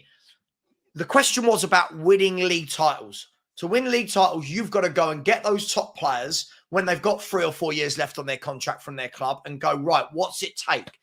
And the whole point of this is our owners have never shown that appetite for me. That is what I will stand by. One window of bringing in some good younger players doesn't change any of that for me. Sorry. I think we spent that kind of money before. We just spend it badly. Richarlison being case in point. You know, Lo Celso, Ndombele. We have got the potential to do it at times. Maybe not right now, but I'm looking at the fact that not the fact, the opinion that seems to be widespread at the moment, that we do have a very talented academy that's going to swell up the numbers in future years, whether it's two, 3 years, whenever. We're going to have some of that talent coming in from in-house. We don't have to go and buy ready-made players in every position, every single window. There is stuff happening on the way. The most important player. Yeah, but if you want, but it's about titles. Kuva, hang on, sorry, but this is about titles. Like, yeah, we're raising the question here from: are we going to be a good team that wants Champions League football? To how do you win titles? But to win titles, clubs go out and do buy mostly ready-made players. When you look at what Man City buy. Right. And Man City, the reason I keep talking about them, they are the benchmark of European and English football. Right. They will go and buy a couple of young players that they integrate slowly. Look at Jeremy Doku right now. Integrate him slowly. Good player, but young player. They'll integrate him slowly. Right. Mostly they are buying players that are seasoned, that are experienced, that know the league. When they bought a Raheem Sterling, they bought a John Stones, players like Bernardo Silva, Gundogan. They are not buying loads and loads and loads and loads of kids and putting them all in. That's the difference between being a good team that want to build and want to grow and being a team that win titles. So have Spurs, like, I'll counter your point as well about we have spent money. Yeah, but getting Ndombele from Lyon, no disrespect, is easy. No offense, you put down the big money, you're going to get him. I'm talking about going out and buying the ready-made players right now. Right? Do Spurs do it? Have we got the capability to do it? The ready-made players that are tough to get out of, like James Maddison, I'll use him as an example. Apparently, we've wanted him for 3 years. But at 70, 60 million, Spurs never went and had those difficult negotiations. Basuma is another one. Would we have got Basuma if he wasn't in the last year of his contract? So that for me is, we're talking winning here. We're talking elite. We're talking being the best. Yep. And I'm sticking to what I said. Most important person to keep at this club is going to be Ange Postecoglou. Sure. That is a manager for me. I feel an air of the Brian Cloughs about him. I feel that getting the most out of those substandard players in some positions and dragging them through to win things. I really do feel that way about this bloke. We're fledgling matches at the moment. He's only been here a few months. I think I'm looking in 2-3 years, we're going to have a filled out squad of good players and some exceptional players amongst them. I think Ange is the ingredient that turns those good players into an exceptional team. I'm not doubting that. I'm not doubting Ange. I wanted Ange before most people were even knew how to spell his name, didn't even know where he managed, right? This isn't for me about Ange. The problem is when we're talking about 3-4 years down the line, in that 3-4 years where you don't win things, we're just assuming that all of these players that Ange is bringing through stay with us, right? Mhm. You've always got to remember, always got to remember this as a Spurs fan, that we know our place in the food chain, right? And Spurs fans will have a go at me for this, but I don't care, right? If in the next couple of years you don't win anything and Udogie's been the outstanding left back in Europe, Man City, Real Madrid, Barcelona, these clubs come in and go, we'll have him. And they go, oh, Real Madrid, Man City, Barcelona, Bayern Munich, yeah, we're going to go. Now you could say that of people talking about Van de Ven, about Romero, about Basuma. This is the problem. Along the way, where we don't win things, those players will have their heads turned as well. That's that. So I'm looking at that along the road as well. If it happened right now, for example, let's say Udogie, supposing he was having an even better season than he is at the moment, and Real Madrid come along and go, it's 150 million, we'll have some of that. You know, just supposing, because there's crazy money going around at the moment on transfers. I'm okay with that, because we could reinvest that 150 million, left winger, left back, maybe an extra sort of creative midfielder as well. I think it's long-term project. We don't have to be spending like Man City to do it. We don't have to. I disagree. Tell me who's done it not doing that and won it. When this is what I mean. It's all, I get it. I get that you want to be ultra positive, but I feel like ultra positive sometimes is ultra positive for positive's sake. Like I examples of when this has happened. I know people are going to chuck in Leicester City, but that was an anomaly. An example of when this has happened whilst facing powerhouses, because Leicester weren't facing powerhouses when they won the league. An example of someone that's done what you're suggesting. You're not going to find one. It doesn't happen very often, does it? No. No, it doesn't ever happen. And then it's also a question of how much. What's the cutoff point? How much is enough? Because there's no real definitive answer to that. What point? Well, you know, how much did Man City, when you break down how much each team's spent on their squad over the years? Yeah. And you know, what's the point where it makes you a title challenger based on financial outlay? Because at the moment, you look at ones Man City are doing, some of the players come in. Foden didn't cost them anything. So it's not necessarily about getting every single player. Yeah, but Phil Foden's one. Phil Foden's one player, and they're still going to listen. I've forgotten the names now. But but hang on. We can use the Phil Foden thing. Who's a sublime player, by the way. I think he's a sensational footballer.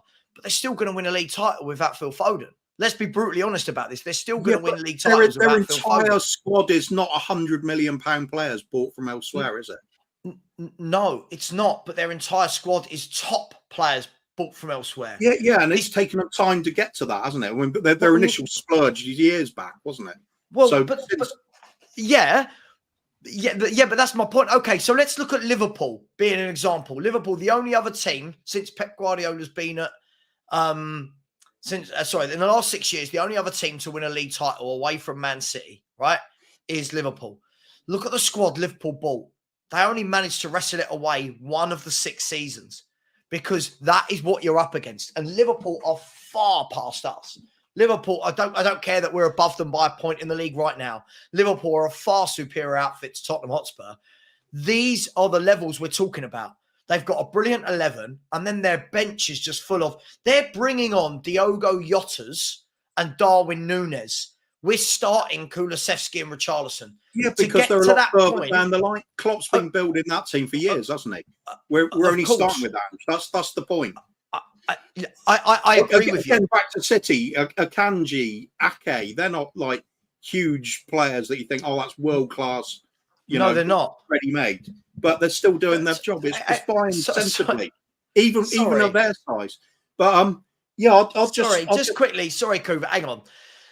When someone says I'm talking hypotheticals, of course we're both talking hypotheticals, because none of this has happened. Of course we're talking hypotheticals, but I mean, I'm sorry. The difference is when Man City bring in a Nathan Ake and an Akanji, it's to complement John Stones, Ruben Diaz, right? They've just bought Vardial to complement that, to complement Edison, Rodri, De Bruyne. These are game changers.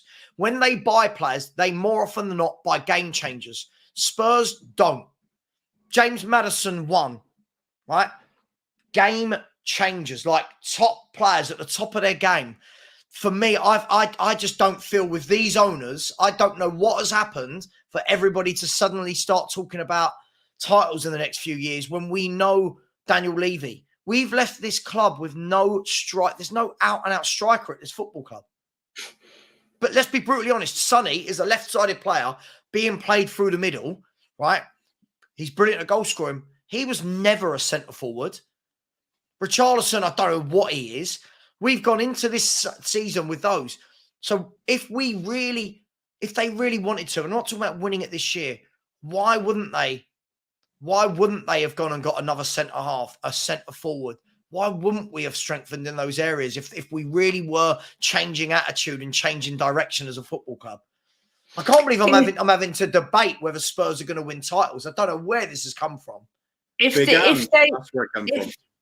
they were the sort of club that were going to try and win titles, our best player, like Harry Kane, would not leave. But he knows the situation at Spurs. He knows that they're never going to buy a team that warrants him staying at this club to win and compete. So he's left. And that's just how it is, I'm afraid. And that's how it's always going to be. Levy is content with top 4 or top 5, whatever it is this year. If for some unbelievably crazy reason we happen to win the league, I think it will be a bit more luck rather than anything else. Things would have to all go our way.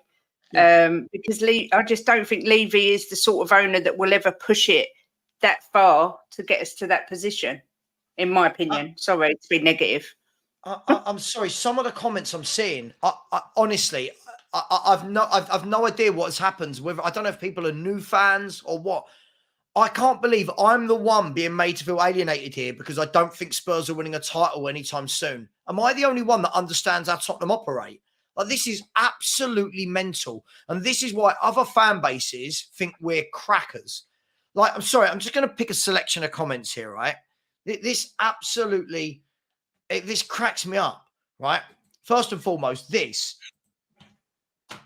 did I ever say Spurs aren't on the up? This is where people are conflating two arguments here. Matt Coppin does this a lot in the chat. I'm going to call you out for this, even though you put the super chat in. What you're doing is going, Kuva's right. We are improving. We are on the up. I never said we weren't. I never, ever said we weren't. We're talking about that next level of winning the title, right? I'm not very unhappy about Johnson. He's a decent player. But if you had said to me across Europe, we're going to spend 50 million or 45 million pounds, whatever, on a player, that's not where I'm going with my 45 million pounds. Not when Aston Villa are signing Diaby, who's 10 times the player at less price. So no, it's okay. It is what it is. Sorry, I'm dispelling myths right now. Sorry, I'll come back to that one in a bit. Leon said, hard to bring in title-winning players with no Euro. Problem is, Leon, it's hard to bring in title-winning players even when we did have Euros because people know we don't win things. And people know there's bigger clubs to go to that do win things. This is the problem that we've always had and we're always going to have. Big up to you for the super chat. These sort of comments infuriate me. Big up, Ren. Love you to bits. But how much has Chelsea spent? Are they going to win? Well, how much have Chelsea spent? They're the most successful team in Europe in the last 2 decades. So how much have Chelsea spent? What are they going to win? I don't know. What is it? 6 or 7 league titles, couple of Champions Leagues, multiple FA Cups, League Cups, World Club Cups. Look, come on. Like, what are we doing here? Again, and just building a team. I know I'm not saying he's. I honestly, this is the problem when you have football debates. Why can't we be the first team not to throw a shitload of cash to buy a trophy? We're not talking about a trophy. We're talking about league titles. We're talking about league trophies. Why can't we be? Because the teams above us have better squads. It's Kev G, I agree. Let's not forget Pep Guardiola, always going to outmanage Postecoglou because of the squad he's got and the know-how. We don't already have the squad. Look, this is. I don't know where we go, guys. I don't know what we do. I feel like we've all gone deluded over 7 games. I feel like it's gone mad. Yeah, loving it. No, because it's silly. Listen, there comes a point where it is silly, though, right? there comes a point where we're on exactly the same amount of points as last season. Look, we are talking about eventually trying to overtake a Manchester City team, which is going to be incredibly difficult for anybody, including Liverpool. So that's where we're at the moment.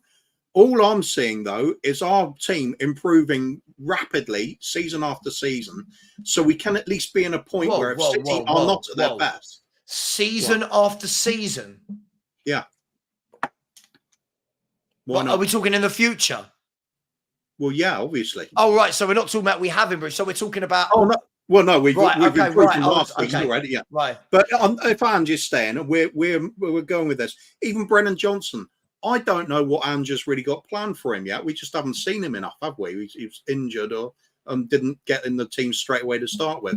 So perhaps he's going to develop into something absolutely potent. I don't know. See how that goes. I'm more confident in his signing than I was in Richarlison's, that's for sure. Now, where we go in the future, yeah, we're not going to be spending what City did. We're not going to go on a £2 billion splurge over the last, 10, 15 years to get this squad up. So we're going to have to do it in different ways. And I am looking at us now doing it. I'm looking at what Brighton have been doing and the fact that they are going from strength to strength after selling even their top players. And it's still happening because some things you don't buy. You've got to get that chemistry. You've got to get that team ethos. That's going to take us a long way. We will, Kate has said it already, we are going to need luck. If we're going to win things like league titles, you're going to need a lot of things to go your way. As far as I'm concerned, you're going to need Man City to be off their game for a while. They can't keep this up forever. There's going to be a point where they do have a drop-off, whether it's injury crisis or off-field things that have crippled them, points being deducted for whatever. Who knows? What I do see is us being in a position where we can capitalise when that does happen. And I think the likes of us and Arsenal are going to have to try and win things that way, because if you're just taking it on what City are right now compared to us, we've got no chance. But 2-3 years' time, why not? Why not? I do think we've got these young players coming through to bolster the squad numbers, make a few good signings in the meantime. Don't have to go out and spend 200 million each year. Go out and just buy 2, 3, 4 good quality players that know the system and can adapt to what Ange wants. If we do that, we've got a solid way of playing week in, week out, in spite of injuries. If we do that, I think we've got the manager to perform miracles. I really do. Yeah, I mean, listen, I'm going to stay down here in reality. I'm going to. I mean, we know our owners. We know what they do. We've seen how many times. Yeah. I'm sorry. I'm going to go. Listen, you know me. I like comments. First of all, Rude Boy Sound, shut up. I'm just going to say it. Spurs isn't wrong on every player in my mind. I hate it when idiots like you do this. I've not said that at all. I like Udogie. Yeah, I was all over Maddison, all over Basuma. I wanted Van der Ven. I backed Vicario. So no, don't do this. Spurs is wrong on every player. All I'm saying is, if you want to win titles, you're not bringing in Brennan Johnsons, right? You go for top players. I'm sorry. Alpesh, another one. Havara, mate, we're only 7 games in. That's my point. This is madness. You've got, listen, I'm going to call it. Kuva's the delusional one that is, we're winning everything. This is great. I'm in reality, but I'm being told to calm down at 7 games in. Yes, I'm telling you, it's 7 games in, so calm down. This, again, Ange doesn't buy superstars. He always gets role players for his system. Every club he has managed the same. Every club he's managed isn't up against Liverpool, Man City, Newcastle. Let's be brutally honest about this. In the other leagues he's managed in, he's not up against superstar footballers. There's a huge difference between... I just can't do it. Yes, so am I, Matt. So am I. This is my point. Daniel, sorry, but my Chelsea analysis is crap. Well, it's not. The point was, does spending money win your titles? Look at the clubs that have spent all the money in the last 2 decades. I'm going to ask you a question, Kate. Which clubs have spent the most money in the last 2 decades in the Premier League? Man City and Chelsea. And one more. Liverpool. No? Arsenal. It's not the us, surely. the last 2 decades. No, you're missing the biggest club in England. Man United. Man United. Which 3 clubs between them have got the majority of the Premier League titles for the last 20 years? Man United, Man City, and Chelsea. So what is this? Your analysis is crap. Of course it's not crap. 9 times out of 10, money wins you trophies. The problem you've got now, Daniel, I know people don't like context. I'm here to bring it to you. Don't worry, right? The difference is now is what Chelsea did before was not everyone else was doing it. What Man City did before, not everyone else was doing it. Now everyone's spending hundreds and hundreds of millions every window. So Chelsea are finding it more difficult now to just go, boom, there's 200, 300, 400 million because everyone's doing it. But the clubs that are winning the titles are spending big. When Liverpool won the title, right, they'd spent, 80 million on Alisson, 80 million on Van Dijk. They're buying the superstars to get them over the line.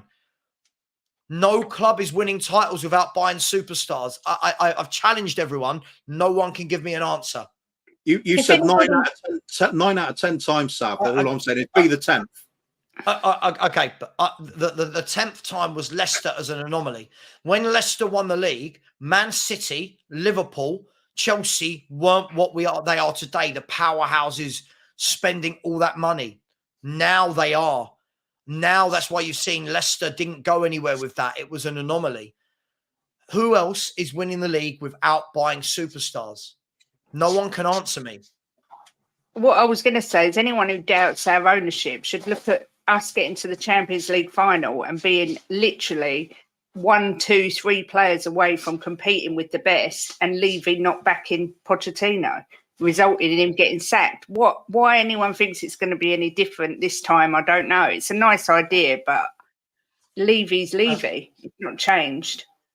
Big up. Mix Mitchell is not a Spurs fan, and mate, you see what I'm saying? Our fans are 7 games in which we've won 5 of them, the same points as last season, and straight away, Savva, please believe what? But what am I believing? Please tell me what I'm believing. Danny, please jump on and bring some. Every year, right? Every year I am told nonsense like this. Every year things are different. We're going to change. We've brought in Conte. When Conte's back, watch what he does. Look how that turned out. Jose's a serial winning manager. Poch is different. He's building something here. Harry Redknapp is different. Yole, it's different. Why don't any of our fans seem to understand who owns us? I'll fight the fight because I just can't. Someone else talk. I can't do it. You know that you agreed though that the structure, the way the club's structured, the way we're dealing with the academy is now different to what it has been. Brilliant. Yep. There you go. That's one of the reasons to get more hopeful.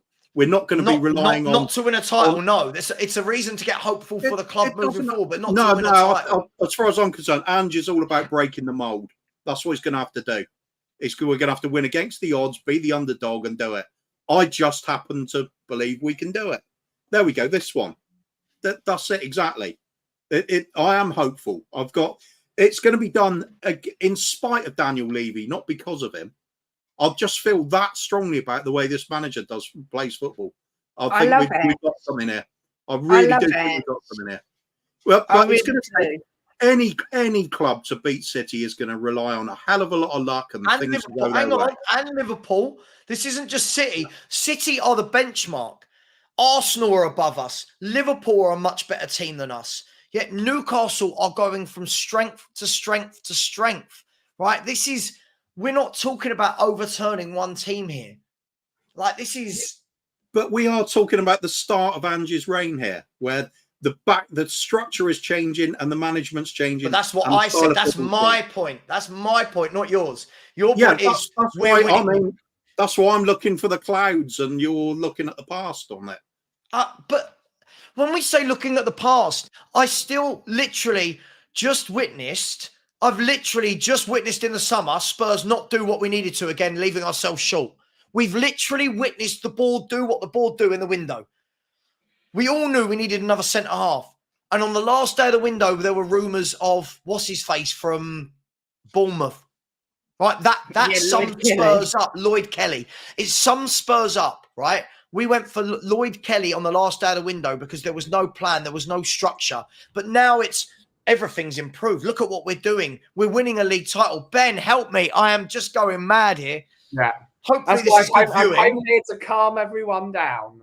We're not winning the league. This is mad. We're not winning the league. The end. There we go. End the stream, Dave. Oh my God. I just can't believe it.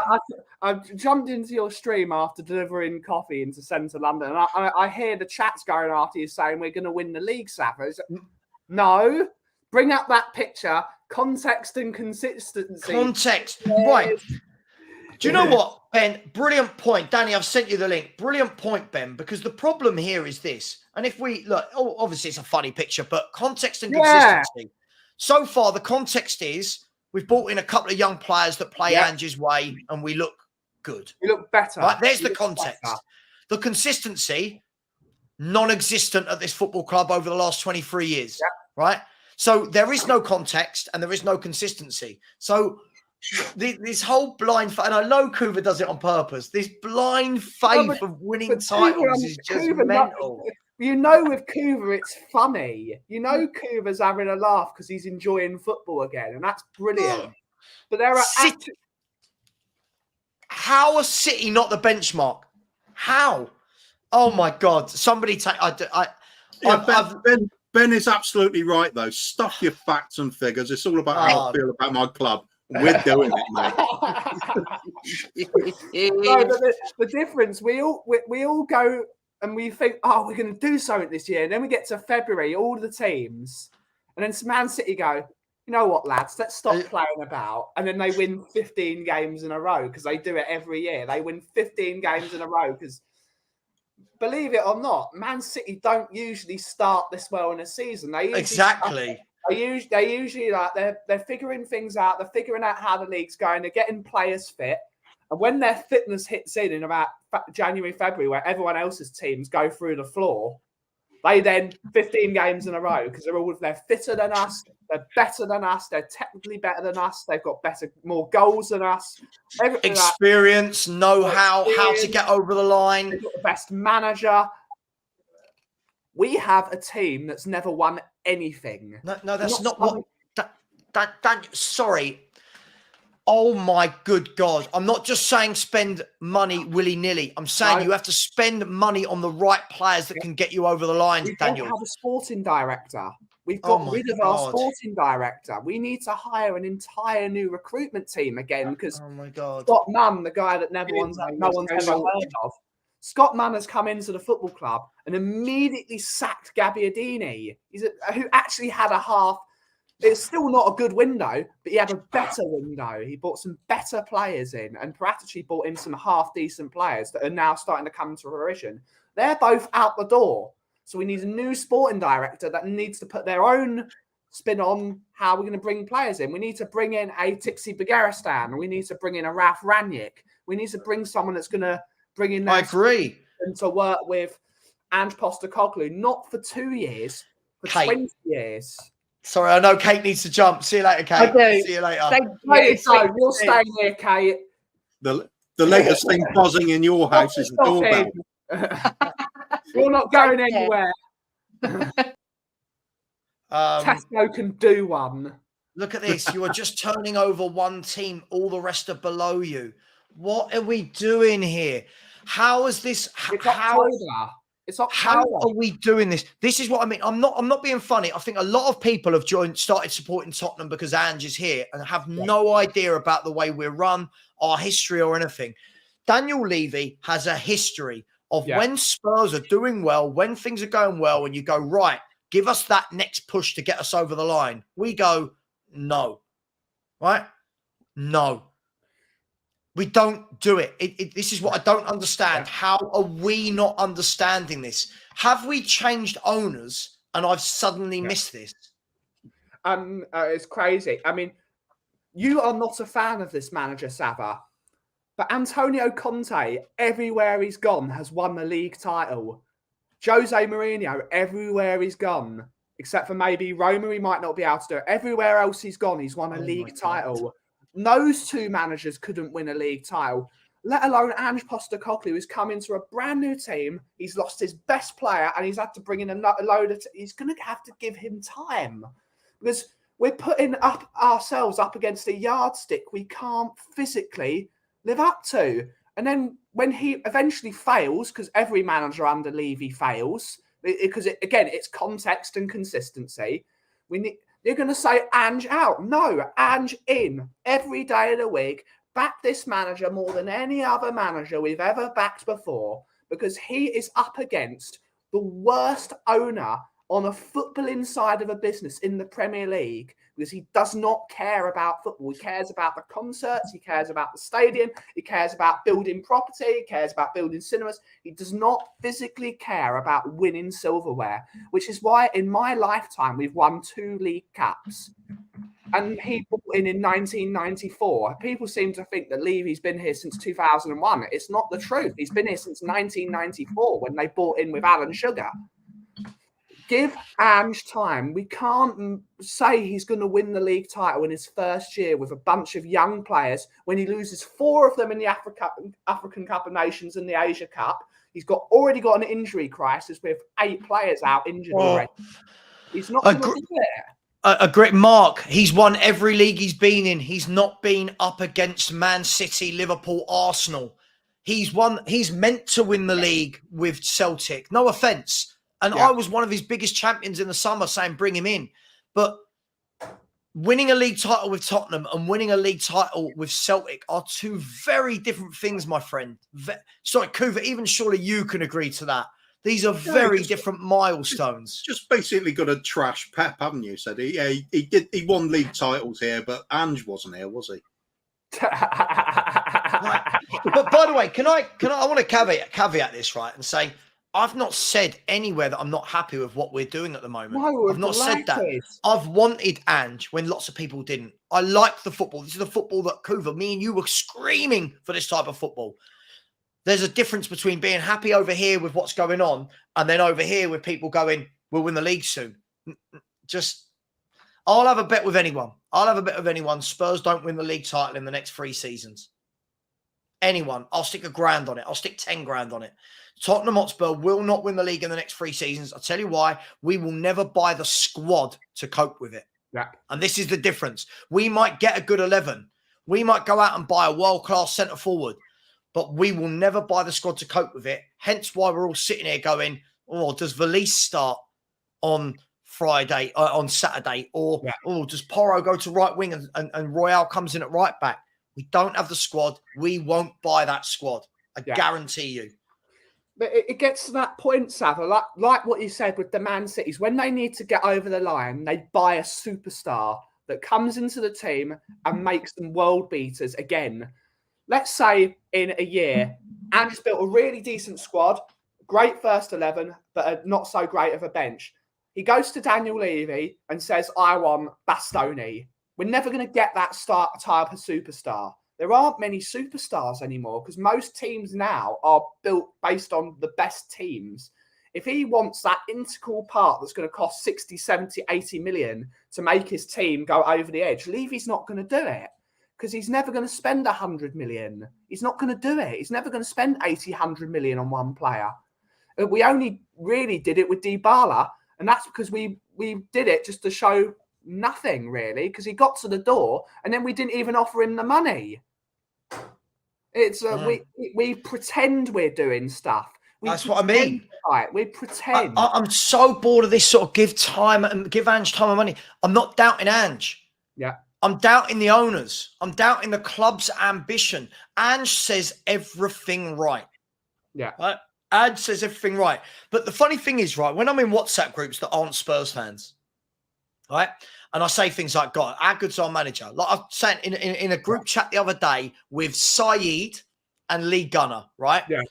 So Arsenal, Man United fans said, boys, do you want to borrow Ange? Like, do you know what I mean? Like messing about. Yeah. They're all upset with their managers. You want to borrow Ange? Straight away, they all come back with the same things we hear every year. And you know it's going to come. It's, we're not worried. We know what you do. You guys are never serious. You guys do X amount, you fall away, and then the next manager comes in, you have a good start, and they're right. Now, can Ange go and do what Poch did? Possibly. But we didn't win anything with Poch, and Poch had a brilliant team. But what didn't Poch have? Kuva, you say this, what didn't Poch have? Any depth in the squad. Any depth in the squad, right? Yep. Any depth in the squad. Looked at the bench, and the bench was probably the best option. Yeah. Right. Okay, so that's my worry. I look at our bench right now and go, it's crap. Now, can we build that over the next few years? Now, here's the thing. One, can you build it over the next few years whilst keeping hold of all your first-team players? Yeah. Because you're not telling me, for example, all the people that want to go, I'm not going to have a discussion about how good Romero is. Romero, best defender in the world, according to Lionel Messi. All right, cool. What do teams want to buy every single summer? Centre halves. You're telling me Real Madrid come in and go, there's 80 million for Christian Romero. You're telling me that Christian Romero says, nah, do you know what? I'm really happy with what we're building at Spurs. Especially if it's Real Madrid, the club where South Americans like look at that as being the greatest football club ever. He's going to go, right, I made it.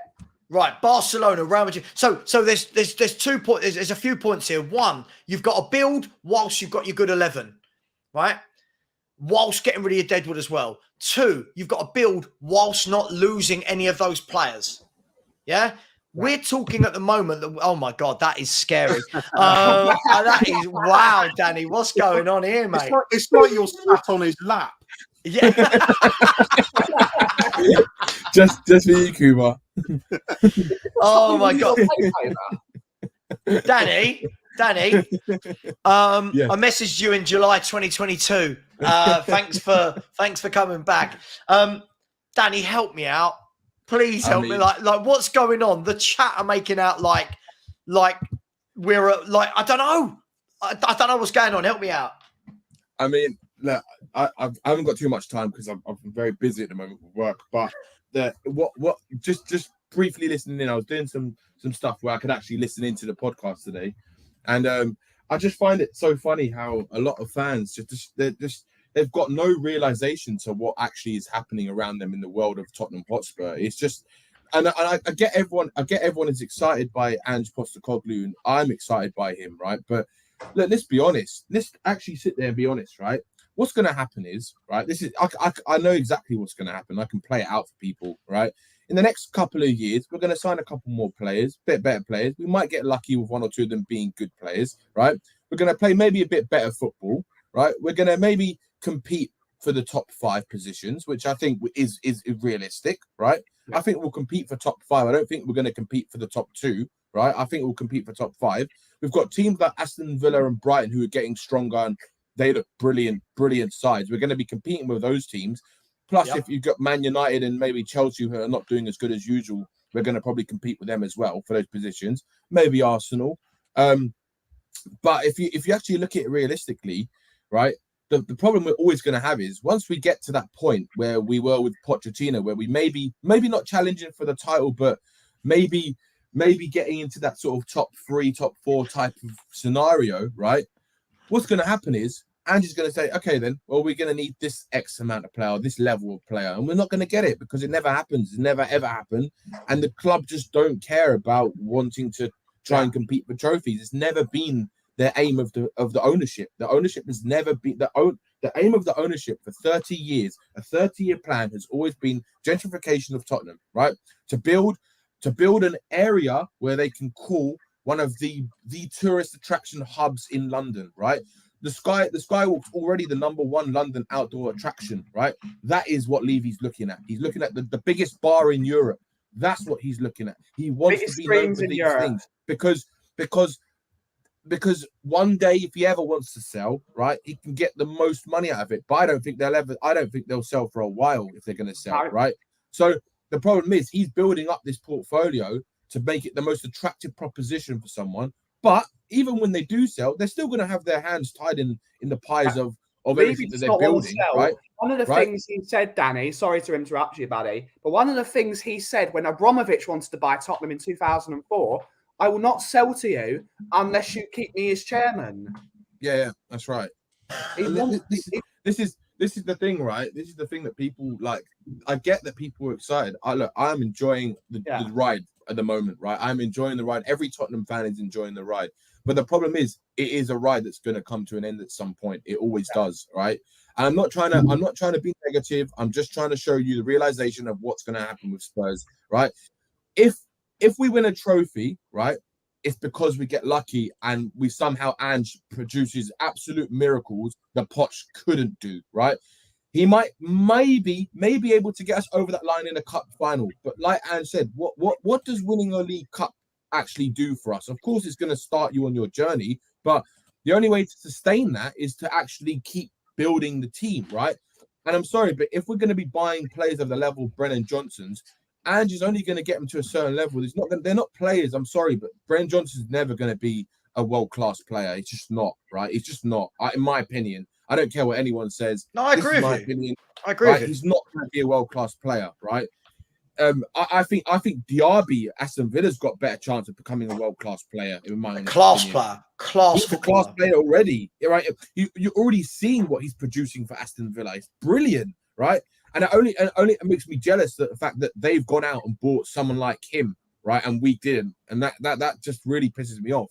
And then people will sitting there thinking that Ange wants to give like PLA's like, I know it's Lo Celso, but Lo Celso a chance. And look, if Solomon's out for 3 months now, is it 2 or 3 months? I heard or something like this, right? So now we've got no wingers. What happens now? We're going to use Brian Hill again. He's just coming back from an injury. Or what? We're going to go into the youngsters now and start relying on youngsters for everything. I mean, it's just and people are talking about Tottenham mounting a title challenge. It's absolute ludicrousy if Tottenham fans think that that's going to happen anytime soon in the next couple of seasons.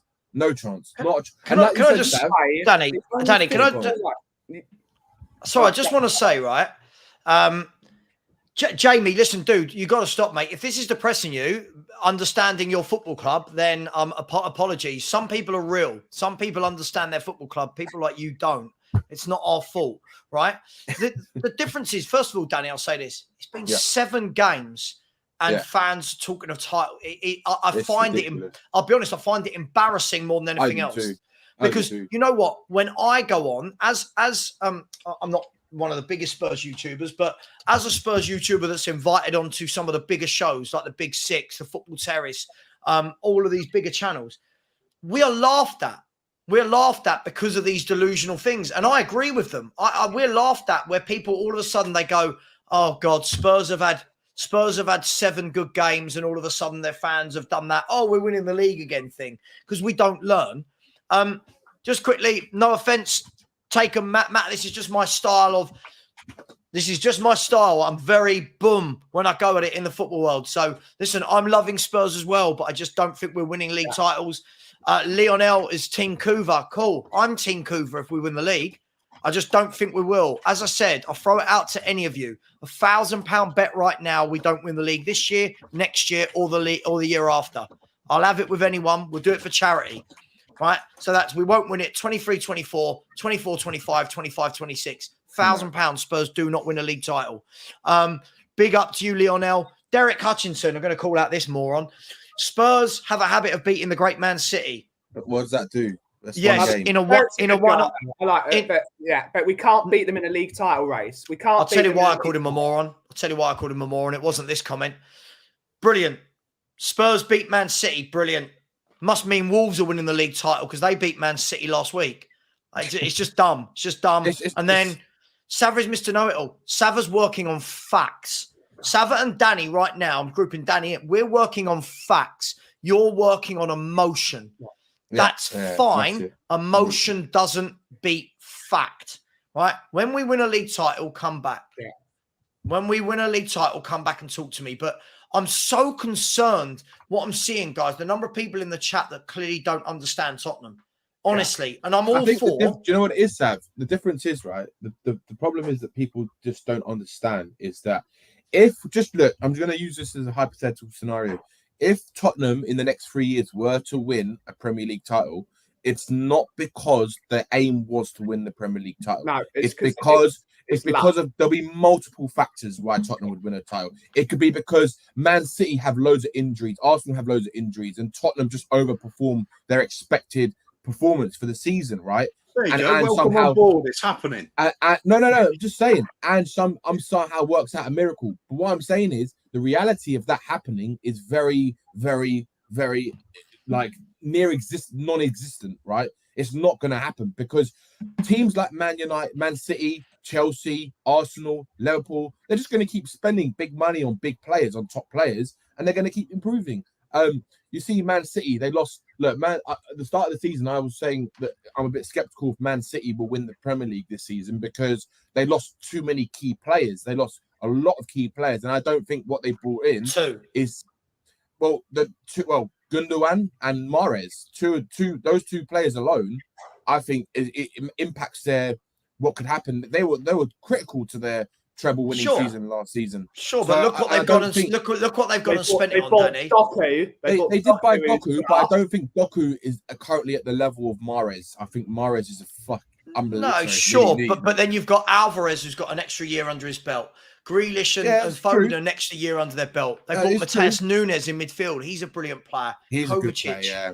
I mean, you know they're going to win it, right? You know they're winning it. But I mean, if it's not them, I think it'll be Liverpool. To be honest with you, I think it's going to be one of them two who's going to win it. Liverpool are the best challengers without a doubt. I think Liverpool. I think Liverpool are definitely one of the best challengers to Man City this season. I don't think Arsenal were as good as they were last season. To be honest with you, I think, in my opinion, and yeah, I think look, it's great the way we're playing. We're playing attacking football now, but people just need to calm down a bit because it's actually Savva, you're right. It's embarrassing when you see Spurs I do find fans. it embarrassing. We've had 23 years of crap. We're going to win a title. I mean, and we've got no ability to go past 7 games with actually keeping your feet on the ground. Like it's actually madness. Before the Liverpool game, the number of people talking about winning a title was like, sorry. We're talking about winning a title. Then a week later, we're talking about, oh my God, we've got Solomon out. He's okay. Perisic is out. He's 34, 35. Yeah. We've got it. I don't know how anyone in their right mind doesn't understand Bonnie with how a we groin run. injury, Madders with a knock. Any more? Brennan Johnson's already injured. We've already got no forward. So our only forward is Richarlison. And I'm backing Richarlison just because I'm going to back my guys, but he's not good enough. He's not good enough. The team is not good enough. And I don't know where people are. I can't understand it. Right. Can we bring this back? Ben, we have to bring it back to this. Thank you. Proud to be a Geordie. And I love this debate's gone on for a while. I really enjoy it. Hopefully everyone in the panel is too. I don't know if Coover is with his little sly smile. Proud to be a Geordie. Thank you. I said this question was about winning the title. Stop. When I point out reasons why we're not winning a title, don't then bring it back to, but you're so negative. Things are going well. That wasn't the question. The question wasn't, Savva, do you think we're doing really well under Ange? Yeah, of course I do. Savva, do you like some of our signings? Yeah, of course I do. The question was, what do Spurs need to do to win a title? For me, I think there's a million things we need to do that our owners won't. And Danny, I would like you to answer this. Yeah. These are my favorite types of fans. These are my favorites. Yeah, Danny. Why do you support Spurs if it's so bad? Why do you support Spurs? That's the funniest someone else. It's the typical response of someone who doesn't use their intellectual intelligence to actually come up with something in their brain to understand and comprehend what we're actually saying. It's basically what it is, right? It's literally what it is. Someone who lacks that fundamental intelligence to come up with a reason to why we're actually saying these things, but to actually also translate it to actual reality and realms of what's actually happening, rather than people thinking, oh, it's negative, you don't support Spurs. I mean, it's just the dumbest thing I've ever heard, honestly. It's just stupid. I mean, I've probably been supporting Spurs longer than that person, potentially. Probably you haven't I love as well, Sav. So it makes you laugh even more. But like I said, I'm enjoying the ride. I just think the ride is not going to be. It's not going to be what. It's not just going to be that. Fans. No, it's not. It's gonna. What's going to happen is we're going to go like that. We're going to plateau. We're going to be like that, and then because what's going to happen is the board are not going to inject the they're not going to buy the next level of player we're going to need to get to that next level of competing for a title. And the other thing is, they're not going to make the squad deep enough with quality, because that's always going to be the case, right? Look, we've been crying out for a centre back for how many years? Since Vertonghen left, and only now we've got Romero, right? A couple years back, 3 years ago, and only now we bought one other centre back in that amount of time, right? So if we're going to work it out on the average, and what are we signing one centre back every 3 years then? How is that going to improve your level to go and compete for a title when Man City go and buy 2 centre backs or 3 centre backs in one window? It's not going to happen. It's just not going to happen. So unless I see a change in the board's mentality, which I don't think is going to happen, then I just believe it's just going to be the same as what we had under Poch. We might get a bit closer to where we were under the Poch levels, but I don't think we might get to the same levels as Poch, but I don't think we're going to get over that line to go and win trophies or big trophies. I just don't think we are. I think that's the key thing. As for not being a Spurs fan, Danny, you've literally left the country to get away from the team. Is left. Listen, just quickly, I'll come to you, Kuva, in 1 second. I do have a super chat, and this comment. Listen, absolutely, this is the difference. Man City are currently top of the table. Yeah, the best start to a season under Pep Guardiola, and they're currently doing it without Kevin De Bruyne, John Stones, and Rodri is suspended. So they're doing it with 3 of their best players missing. This is a huge difference. Imagine, now take that for Spurs. Now take out Van der Ven, James Maddison, and Basuma. That's the equivalent to those 3 players for us. On the other hand, Rodri missing for a game and they lost. Yeah, but Kuva, they didn't lose that's a because fact too, isn't it? Yeah, but they didn't lose because Rodri wasn't playing. They lost because they didn't finish their dinner. They still had like 75% possession, about 30 shots. But it still happened. Yeah, but again, context. We're talking about the bigger picture. Their best start to a season. No one said they're going to win every game these 3 players play. They lose games when these players play.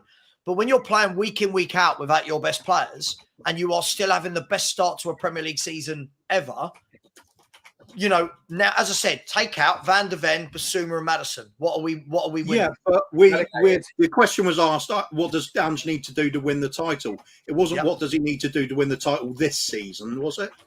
So sure. Absolutely. Longer term game. We have got to build a squad. He knows that. He said it. See, one of the things that has happened in the summer that I don't think just got spoken enough about is something Levy said. And that was that he admitted that it had got to him. The pressure had got to him. The criticism had got to him. Then we've seen things changing in the way the setup's done with the academy, something that hasn't happened before.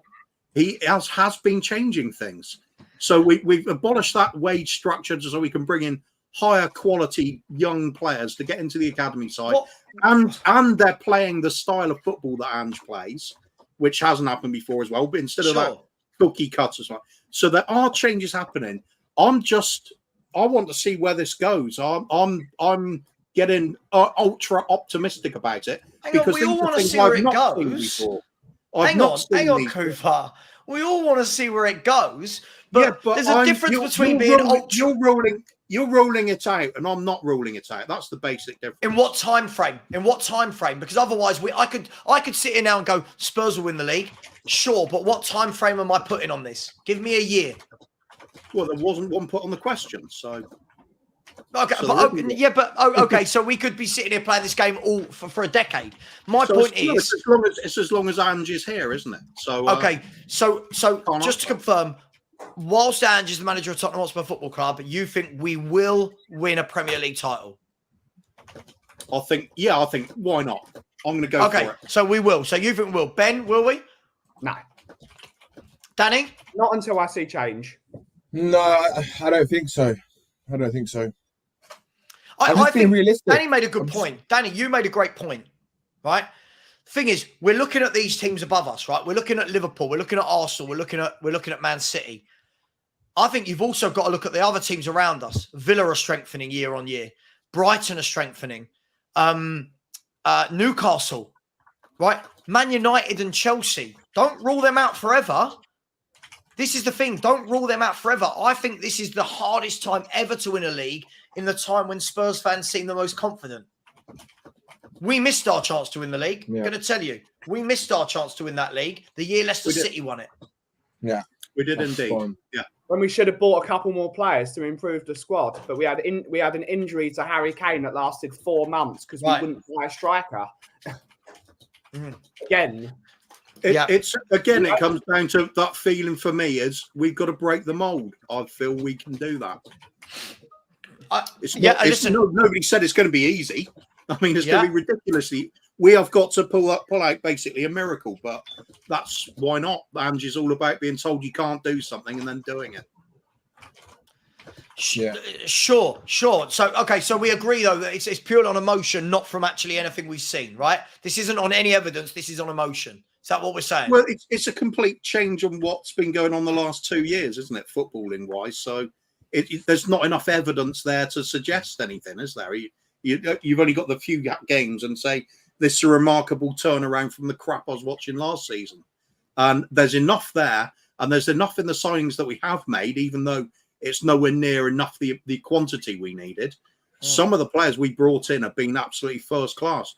Vicario, Van der Ven, Maddison, excellent signings. Porro's now shaping up to look like what we needed. Romero is, Basuma is. I'm going super positive about the way forward. And I will say it again, I don't think we need to be signing world-class players in all these positions. But when I challenged that, you had no answer. Yeah, I did. No, you didn't. Name me a team that wins the leagues without no. Other There than isn't Leicester one. City. My answer was breaking the mold. It hasn't happened before. Doesn't mean you can't do it. I'm looking at the likes of Brighton, getting players that are unheard of relatively, turn them into players winning titles. But they're not winning titles. No, but look at their stature compared to ours. With respect to Brighton, we should be a club challenging for titles. So should Villa. So should Newcastle. So should Everton. These are clubs with really big following, big clout behind them. Brighton are not in that mould. So for us, if we're running our club as well as Brighton run theirs, but at our level, we should be up there challenging for things. Now, it's going to be very difficult to overtake City. It's going to be very difficult to keep up with Newcastle. But it doesn't mean you just quit and say, no, we can't do it. No, but hang on. But no one said that. No one said quit and don't do it. But what I'm hearing, I get it. I like the positivity. But what I'm hearing is lots of, if we can keep up with Newcastle, if we can do this. Look, Brighton are a good benchmark. I think we are where Brighton are. We are Brighton, if I'm brutally honest, but with worse scouting, right? That's what we are at the moment. And Brighton aren't a top team. They're a good team. Brighton are a very good team that have been on this trajectory, that have got this at Brighton, by the way, didn't happen in a couple of years. This way of playing for Brighton has been over 5 to 10 years. They've got this club right. Spurs have had one summer, which is why I think I can't see it happening at this level. To win at this level, which is different from Brighton's level, you need a couple of superstars. I don't care what anyone says. You look at the Chelsea teams that won the league, Man City teams that won the league, Liverpool littered with Mo Salahs, Virgil van Dijks, Alissons, Fabinho's. So how about we develop those players into superstars, just like happened with Bale? Sure. Okay, and now I'll count that by saying that's great, but by the time you've done that, just like when Bale was here and Modric was here, those players get bored when you don't win, and bigger clubs come and take them. Sell them on and bring in the next lot of talented youngsters. Not like what we did with Bale. But hence my point. So what you're doing is you're not actually winning anything. You're breeding players for other clubs. Yeah, but I mean, at one point, you're going to get a sufficient quality player in that you can challenge for this. This is what I'm talking about. It's not about the individual with Ange, it's about the team ethos. And I think you can put that together. I genuinely believe he could do it. But it is going to need a lot of factors to go our way. We're going to need rubber of the green. We're going to need decisions going our way. We're going to need the likes of Man City to not be at their imperious best.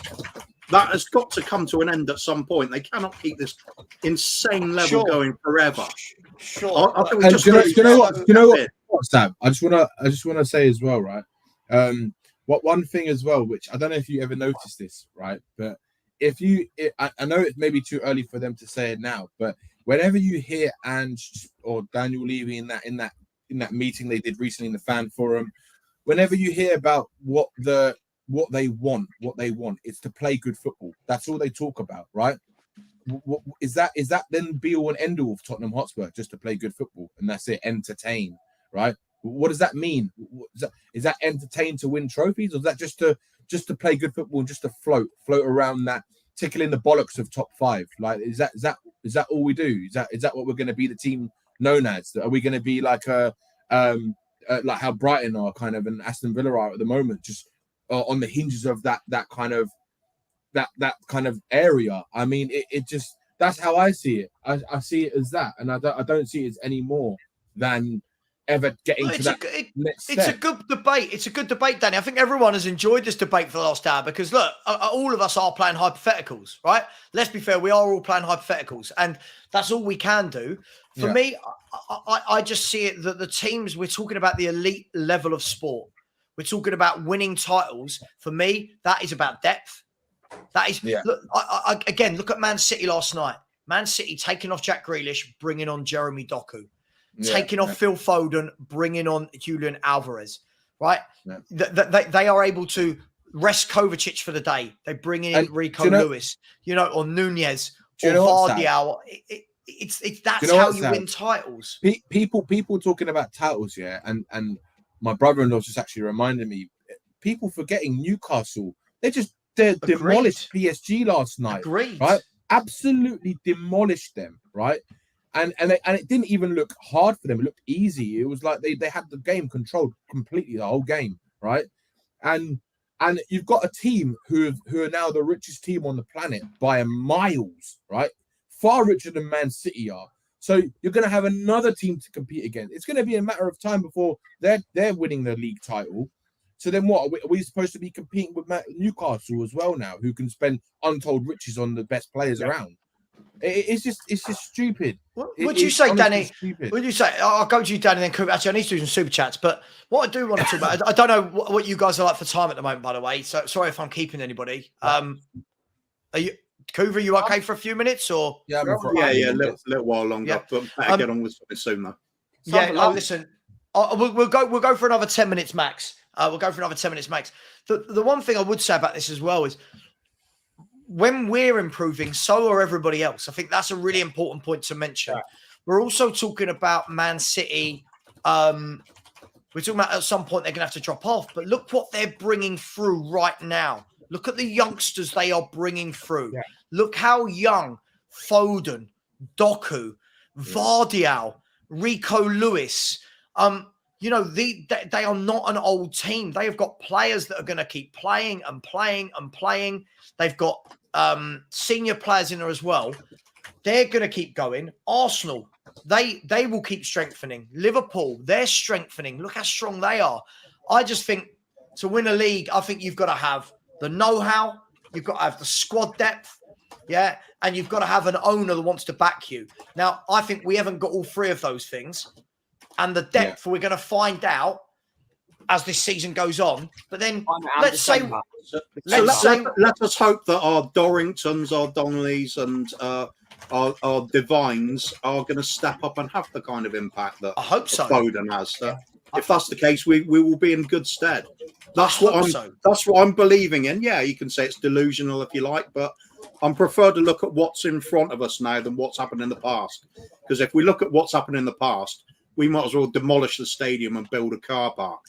I agree, mate. Listen, I don't disagree with you.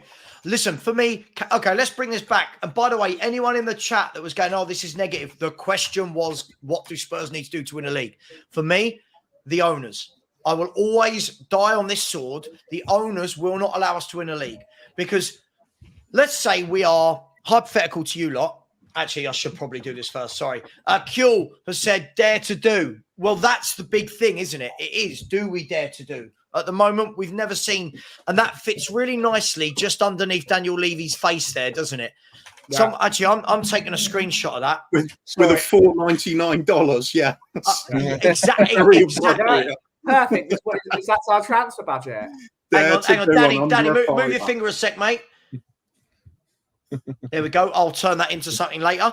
Dare to do, absolutely. This is my worry. Mark has said the year after Leicester was our best chance. I'll disagree. When Leicester City are winning a league title, that's your year. That's your year.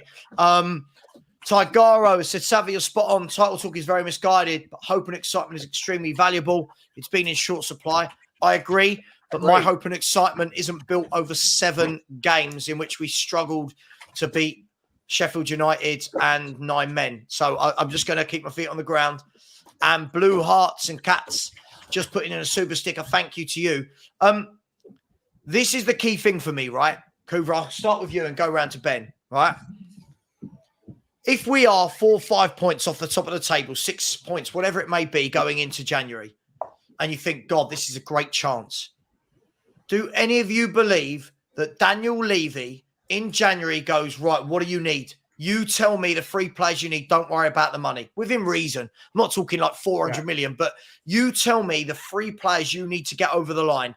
I'll go and make this happen. I'll pay over the odds. I'll pay whatever salary they want. Go. Do you believe that we would do that, Coover? I have no idea. Based on previous evidence, of course not. Based on, are we actually changing things now? I see some evidence that we might be. So the hope is there. Hope as always. What kills Can you, I ask what evidence? Like, where are you getting this? Like I said, it's doing things like reshaping the academy. It's something just we've not done in the past. It's always been build cookie cutter players that are Champions League ready and sell them on. That's the plan. Now we're looking to develop in-house players that play our style of football, and that is going to be for the future. Looking to integrate them into the team, surely. Otherwise, what is the point in it? They're also being taught how to win. That it's important to win in the under-21s. It's not just about the individual performance. It's about getting that ethos of winning constantly. Build winners at the young level. Bring them into the first team, knowing what it is to do all these things. I'm looking at a way forward that I haven't seen for many, many years. And in fact, some of it is tying in line with what I've wanted since the 1980s at this club. Building that kind of academy that Ajax have, that Dortmund are doing, that City have built their own one now. It's signs of that happening, and I'm so encouraged by that. And with the manager we've got now, that is going to be prepared to give them a chance if they are young and they got talent. I think we could be onto something here, and I'm sticking with that wave of hopefulness and emotion that goes with it, because I've seen where we've come from. I'm now seeing a sort of light at the end of the tunnel, and I'm just going full steam ahead of it. I see light. Yeah. I see light at the end of the tunnel, Coover. I can't do this whole 360. Everything's brilliant after 7 games of football. As I said, I'll come to you, Ben, but as I said, I just saw in the window our marquee signing was Brennan Johnson. He's okay, he's decent, he's a good player, but I'm looking at clubs around us making much better signings and thinking, for me, that summed it up for me. Sorry, if that makes me negative, Ben, that makes me negative, but hey, what do you make of it, Ben? All of this. Context and consistency. I don't see Tottenham thinking, all right, we're going to buy a top striker, we're going to buy a top midfielder, and we're going to buy another top defender. I don't see us doing that. I agree. And that's what we need to get to that next level, to challenge for a title. We need to, let's say Van der Ven has got a bit of a knock. You sit to decide, my friend, we'll bring in a tap sober, or we'll bring in this guy. We'll bring in a guy that's going to come in and the level doesn't drop. When we take off James Maddison, Højbjerg comes on and the level goes down vertically. It doesn't just go down a bit or it wobbles a bit. It goes down vertically. How bad we go back to Conte football last year of not even being able to pass the ball to each other. When Udogie comes off, we've got Ben Davies coming on, who's awful. I'm sorry, he's awful. He's a good lad. He's probably a very nice guy, but he's not good enough to be playing at a top level. Otherwise, he'd be at a top club after being at a club for 10 years. We bring off Romero. It's Ashley Phillips, a 19-year-old that's never played Premier League football, or Eric Dyer, the man that points. You've got to have quality in all your positions, and we haven't done it. Yeah, I mean, look, it's absolutely interesting. I'm going to come to you, Danny, but just before I do, please, by the way, can we dispel this myth? Can we dispel this myth that there is Kane money just sitting there? No, I don't know if people actually understand how transfers and transfer windows work.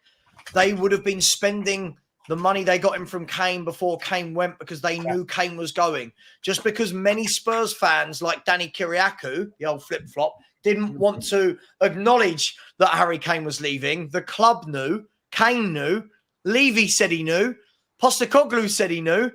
That money has been spent. We spent about 150 million this window, 160 million we spent. Like that.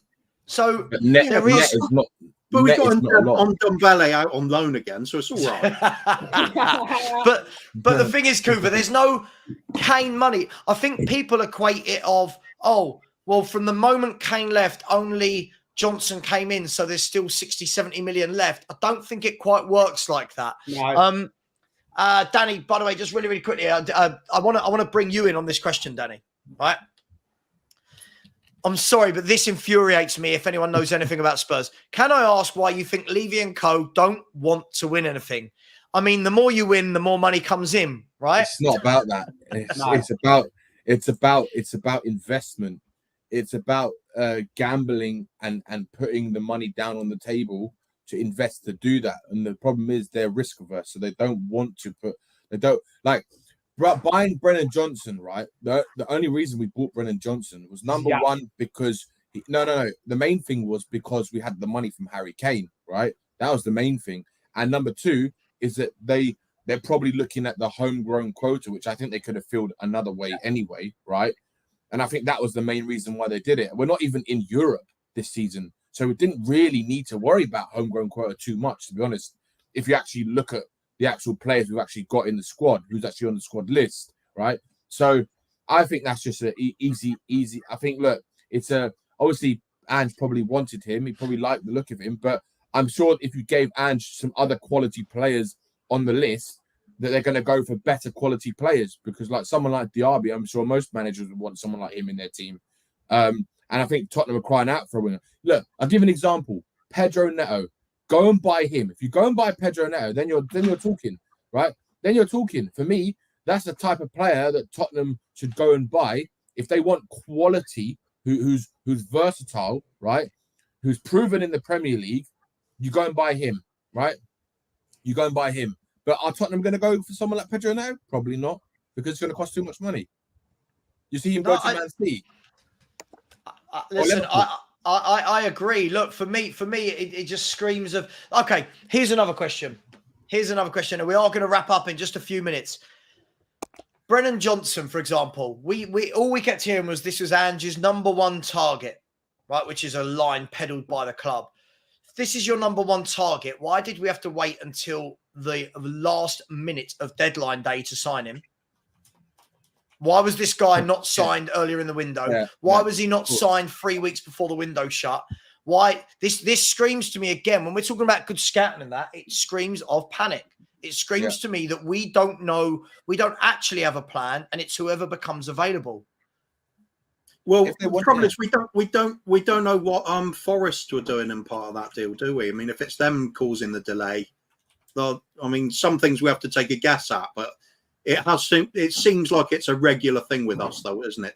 Leave things too late, drag them on. So I have to wait and see in time.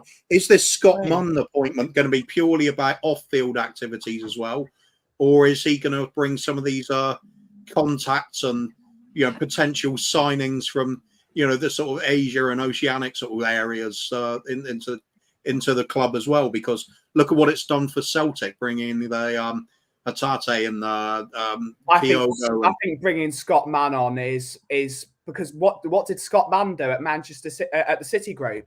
By helping buy clubs. I think Scott Mann is purely here to buy other football clubs. It's not my. Sean agrees with this as well. It's totally to be there because Tottenham want to start buying clubs all over the world and start making players that way, which is a good idea. But I don't see him as a technical director. He's not Tixi Begiristan, for example. I think it's multi-club ownership. That's what Scott Mann's been brought in to do. But again, this whole maybe Forest didn't want to sell until then. I'm sorry. Every other anyway, look, we are going to leave it there. It's just, that's a possibility, though, isn't it? Perhaps they're hoping to get somebody else in to replace him, and it didn't happen. We don't know, do we? But we didn't bid until the end of the window. We didn't bid until the last 2 days of the window, so we couldn't have been that. And he stopped me getting an Eeyore onesie. Damn you, Brennan Johnson. If they was literally waiting for the Kane money they should have Kane was signed right straight away. If they're waiting for Kane money, it's not like they don't have the money. And I've got a funny feeling the way deals are structured nowadays that it probably won't be a one lump sum of 47.5 million pounds. 10 million here, bonuses. So I'm sure Tottenham could have done the deal at the beginning of the window if they knew that was their target. And all this crap in the media, it's their number one target. It's a load of rubbish. Number one target. Please get off. If you honestly believe that, then you've got no idea about the world we live in. Honestly, you really don't. And to be honest with you, I think I was always saying this as well with Brennan Johnson, right? I think he'll do all right. I don't think he's going to light the world up at Spurs. I don't think I just see him as another Aaron Lennon who's maybe slightly better at finishing. That maybe that's about it. That's how I see Johnson. I don't see him being this amazing player. Look in the Arsenal game, he had that amazing chance to go and put the ball in the back of the net to make it 1-0, and he hit it straight at the keeper. Just goes to me. That tells me everything you need to know about the quality of the player, in my opinion. He doesn't have that composure that the top players have to put the ball in the back of the net. And again, that's just how I see it. To be fair, for Forest, he was actually pretty clinical considering the amount of chances he was getting. But but it doesn't happen every game, does it? The difference is you're playing for Forest, right? Where there's not the pressure you are when you're playing for Spurs. You're playing a different type of pressure, right? And that's how give it a rest. Sorry, every comment he just says the word negative. He just doesn't understand reality, Sav. With playing at Spurs, it's a much higher pressure, right? You have different targets, different goals. You're supposed to be competing at the top, right? That's why we built a brand new stadium for. We didn't build £1 billion stadium to go and play mid-table football, from what I understand, right? This is what I mean. This is what I mean. When people are saying there's signs that tides are changing, for me there isn't. For me, all right, you scouted Vicario well, but we've picked up Maddison because he's got 1 year left on his deal. We've picked up Brennan Johnson because he's British and and he's okay. I don't think we've done anything there where you go, oh yeah, he's sending out a signal. Other than Maddison, I don't think there's any evidence that Spurs are really looking to. I don't think we have. I think what we've got is a manager who is overperforming, and this is what Levy likes. He had this with Yo. He had this with Redknapp. He had this with Poch. Managers that come in, overachieve with what they've got. Fans get excited. Owners don't back the manager. Eat, sleep, repeat the cycle.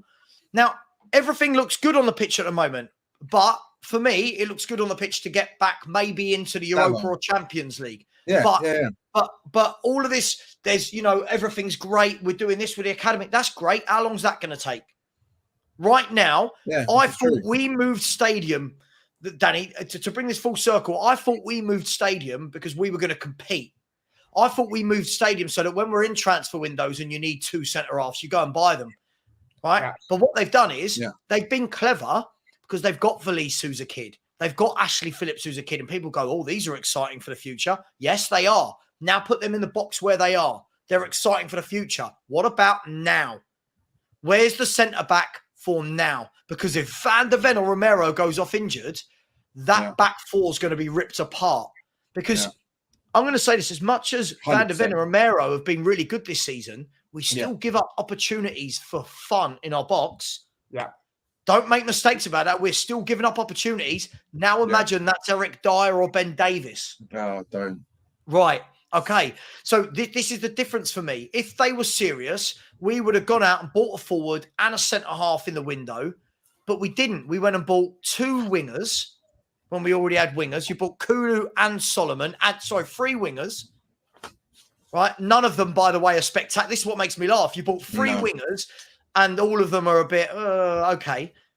And then you've I bought would a have gone on. goalkeeper, Cole, Maddison, and Van der Ven. Those three are really good signings. The other three for me are, you know my thoughts on Kulu, you know my thoughts on Brennan Johnson, you know my thoughts on Solomon. It's all a bit wishy-washy. So I don't see anything's changed. Yeah.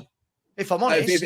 If I see Tottenham go and spend 50, 60 million pounds on Pedro Neto, then I'd say, okay, I'm seeing some intent that they actually want to go and buy quality, right, rather than quantity, right? Because let's be honest, everyone will sit here and agree, right, that if we had to pay 20 to 30 million pounds for Solomon, there is no way Tottenham would have signed Solomon. Not in a million years. No way they would have done it, right?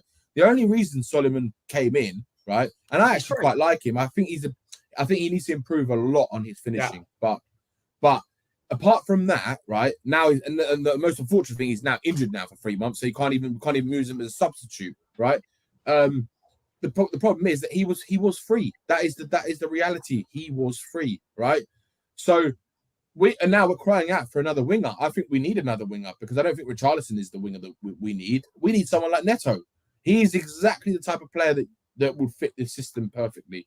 And I think in the next year, one of the top 6 teams is going to go and buy Neto, 100%, because he's that good. And I hope Tottenham in the mix for him. Yeah, I mean, look, I do want to leave it there, but look, it's food for thought for me. I just think people get confused between the question of do I think we're going to win the league and am I happy with what's going on? Yeah, I'm happy with what's going on because it finally looks like we got a plan. Do I think that's enough to win titles in the next 2-3 years? I truly don't. I think you need better. I look at our goal scoring options and I'm really disappointed in what we've actually got to come on and score goals. I look at our midfield options. Højbjerg, Skip, Ndombele.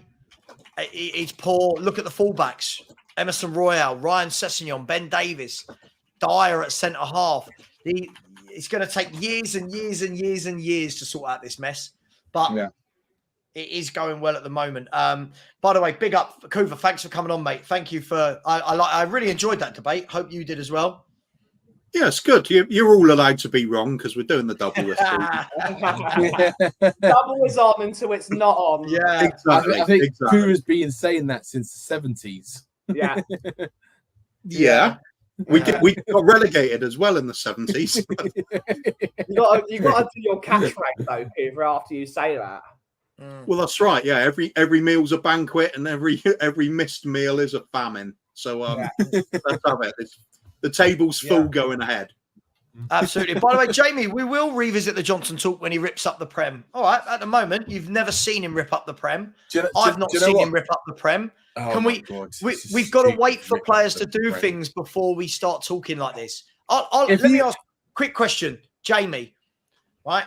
But by the way, Jamie, I hear this every time we get a new manager. This is the problem. I hear this every time. It's only been one window. It's only been one window. It's only been. I'm now the next 50 odd windows into Daniel Levy's reign. Don't worry. Next summer. Next summer. It's happening. It's a big one next summer. Yeah. It's like during the window when it was window's not shut yet. Wait till the end of the window. Waited till the end of the window. Didn't see the centre half come in. Like, what was it? It's. I love these fans, honestly. And Kuva is their leader. I love it. Kuva is the Pied Piper. I love it. He's leading these guys into this delusional world. I love it. I love it. I love it. But no way. Some of these people are talking nonsense. I'm like, really.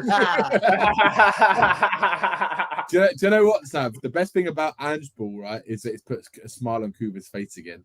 That's absolutely. The best thing. Yeah. That's the best thing. Absolutely. Look, at the end of the day, listen, I get it. We've had one window. Look, Brennan Johnson, will he rip up the Premier League? No. I don't know. Are there many? So. I look at the players that other teams have bought this window in the same position and go, yeah, good signing. Right? Jeremy Doku, same position. Yeah, all day, every day. Yeah. Diaby. Yeah. I watched Zaniolo the other day for Villa against He Brighton. looked good. Yeah. He looked I good. was He looked good. Zaniolo, and I was Right, told you can't have it. proper I footballer. love To, Zaniolo. to be honest, I would have settled for Solly Marsh from Brighton as well. He looks quality. Yeah. Yeah. Good players. Good And players. because Jacob's not here, Adama Traore just for a laugh. Dama Traore. But it is what it is. We'll see what happens. We're winning the double. Let's hope that the next cup goes a little bit better than the cup a few weeks ago, eh? The Tiger Cup and the Audi Cup double. Yes, the Tiger Cup and Audi Cup double. Kuva, honestly, serious thanks for that. Really do appreciate it, mate. Always appreciate it. Always fun. Yep. Always good. Ben, thanks for coming on. I love it. Ben was somewhere in the middle between me and Danny and Kuva. I like that. It was a good debate, Ben. Thank you. Yeah. Well, I've got to be the what's it called? The negative. Danny's the negative one of Tottenham on tour, and I have to be the one that's slightly positive. No. It's not negative. It's realistic. Let's bring back this argument. Yeah. I don't care. I'm just booing him. Boo! Boo! Just quickly, by the way, Matt, Negative, I don't think anyone's criticising Johnson. I'm just, at the moment, I've not seen anything from him when he played at Forest that makes me go, I can't wait. That's all it is. If you had said to me, we're buying Diaby from Leverkusen, I'm excited. And watch him play for Villa. Just quickly, sorry, I keep threatening to end the show. Villa's front three scares the crap out of me when they're flying forward. Yeah, Diaby, Zaniolo, and Watkins. Yeah. That is Watkins at Tottenham. Right. Watkins is Right. I watch our front three as a collective, and I'm like, okay. Sonny, yeah. The others, I'm like, okay. But we are going to leave it there. Danny, thanks for coming on, man. It's good to see you, and we'll see you next year. Appreciate it. Thanks for coming on, mate. Cheers for having me. Thank you for all the chats. Please, people in the chat, just remember, right? We have to have these debates. They're not negative. They're not. We have to have these debates, or what are these shows for? Yeah. We will be back today. I'm only doing one of the games tonight. I'm going to do Marseille versus Brighton, and then I'm going to have an evening with the missus before she absolutely divorces the hell out of me. So please join us at 5:30 for Marseille versus Brighton in the Europa League. Should be a good game. And I have a video coming out at 2:00. So please watch out for that. Please subscribe to Ben at the Coffee Company. Please subscribe to Danny Kiriakou and the boys at Tottenham on Tour. Yeah. And please subscribe to Kuva and his equally delusional friend out there in Canada, Bobby K, for the free Spurs boys. Big up to you all. And please subscribe to myself. Please do keep voting for the football content. Blah, blah, blah. That was nearly correct. Please keep voting for the Football Content Creator Awards. The link is right here in the chat. If you haven't already, you've got 10 more days to vote. Best new content creator. Let's do it for Spurs. Everybody, go on, Ben. I know you want to see us out. And as always, Levy out.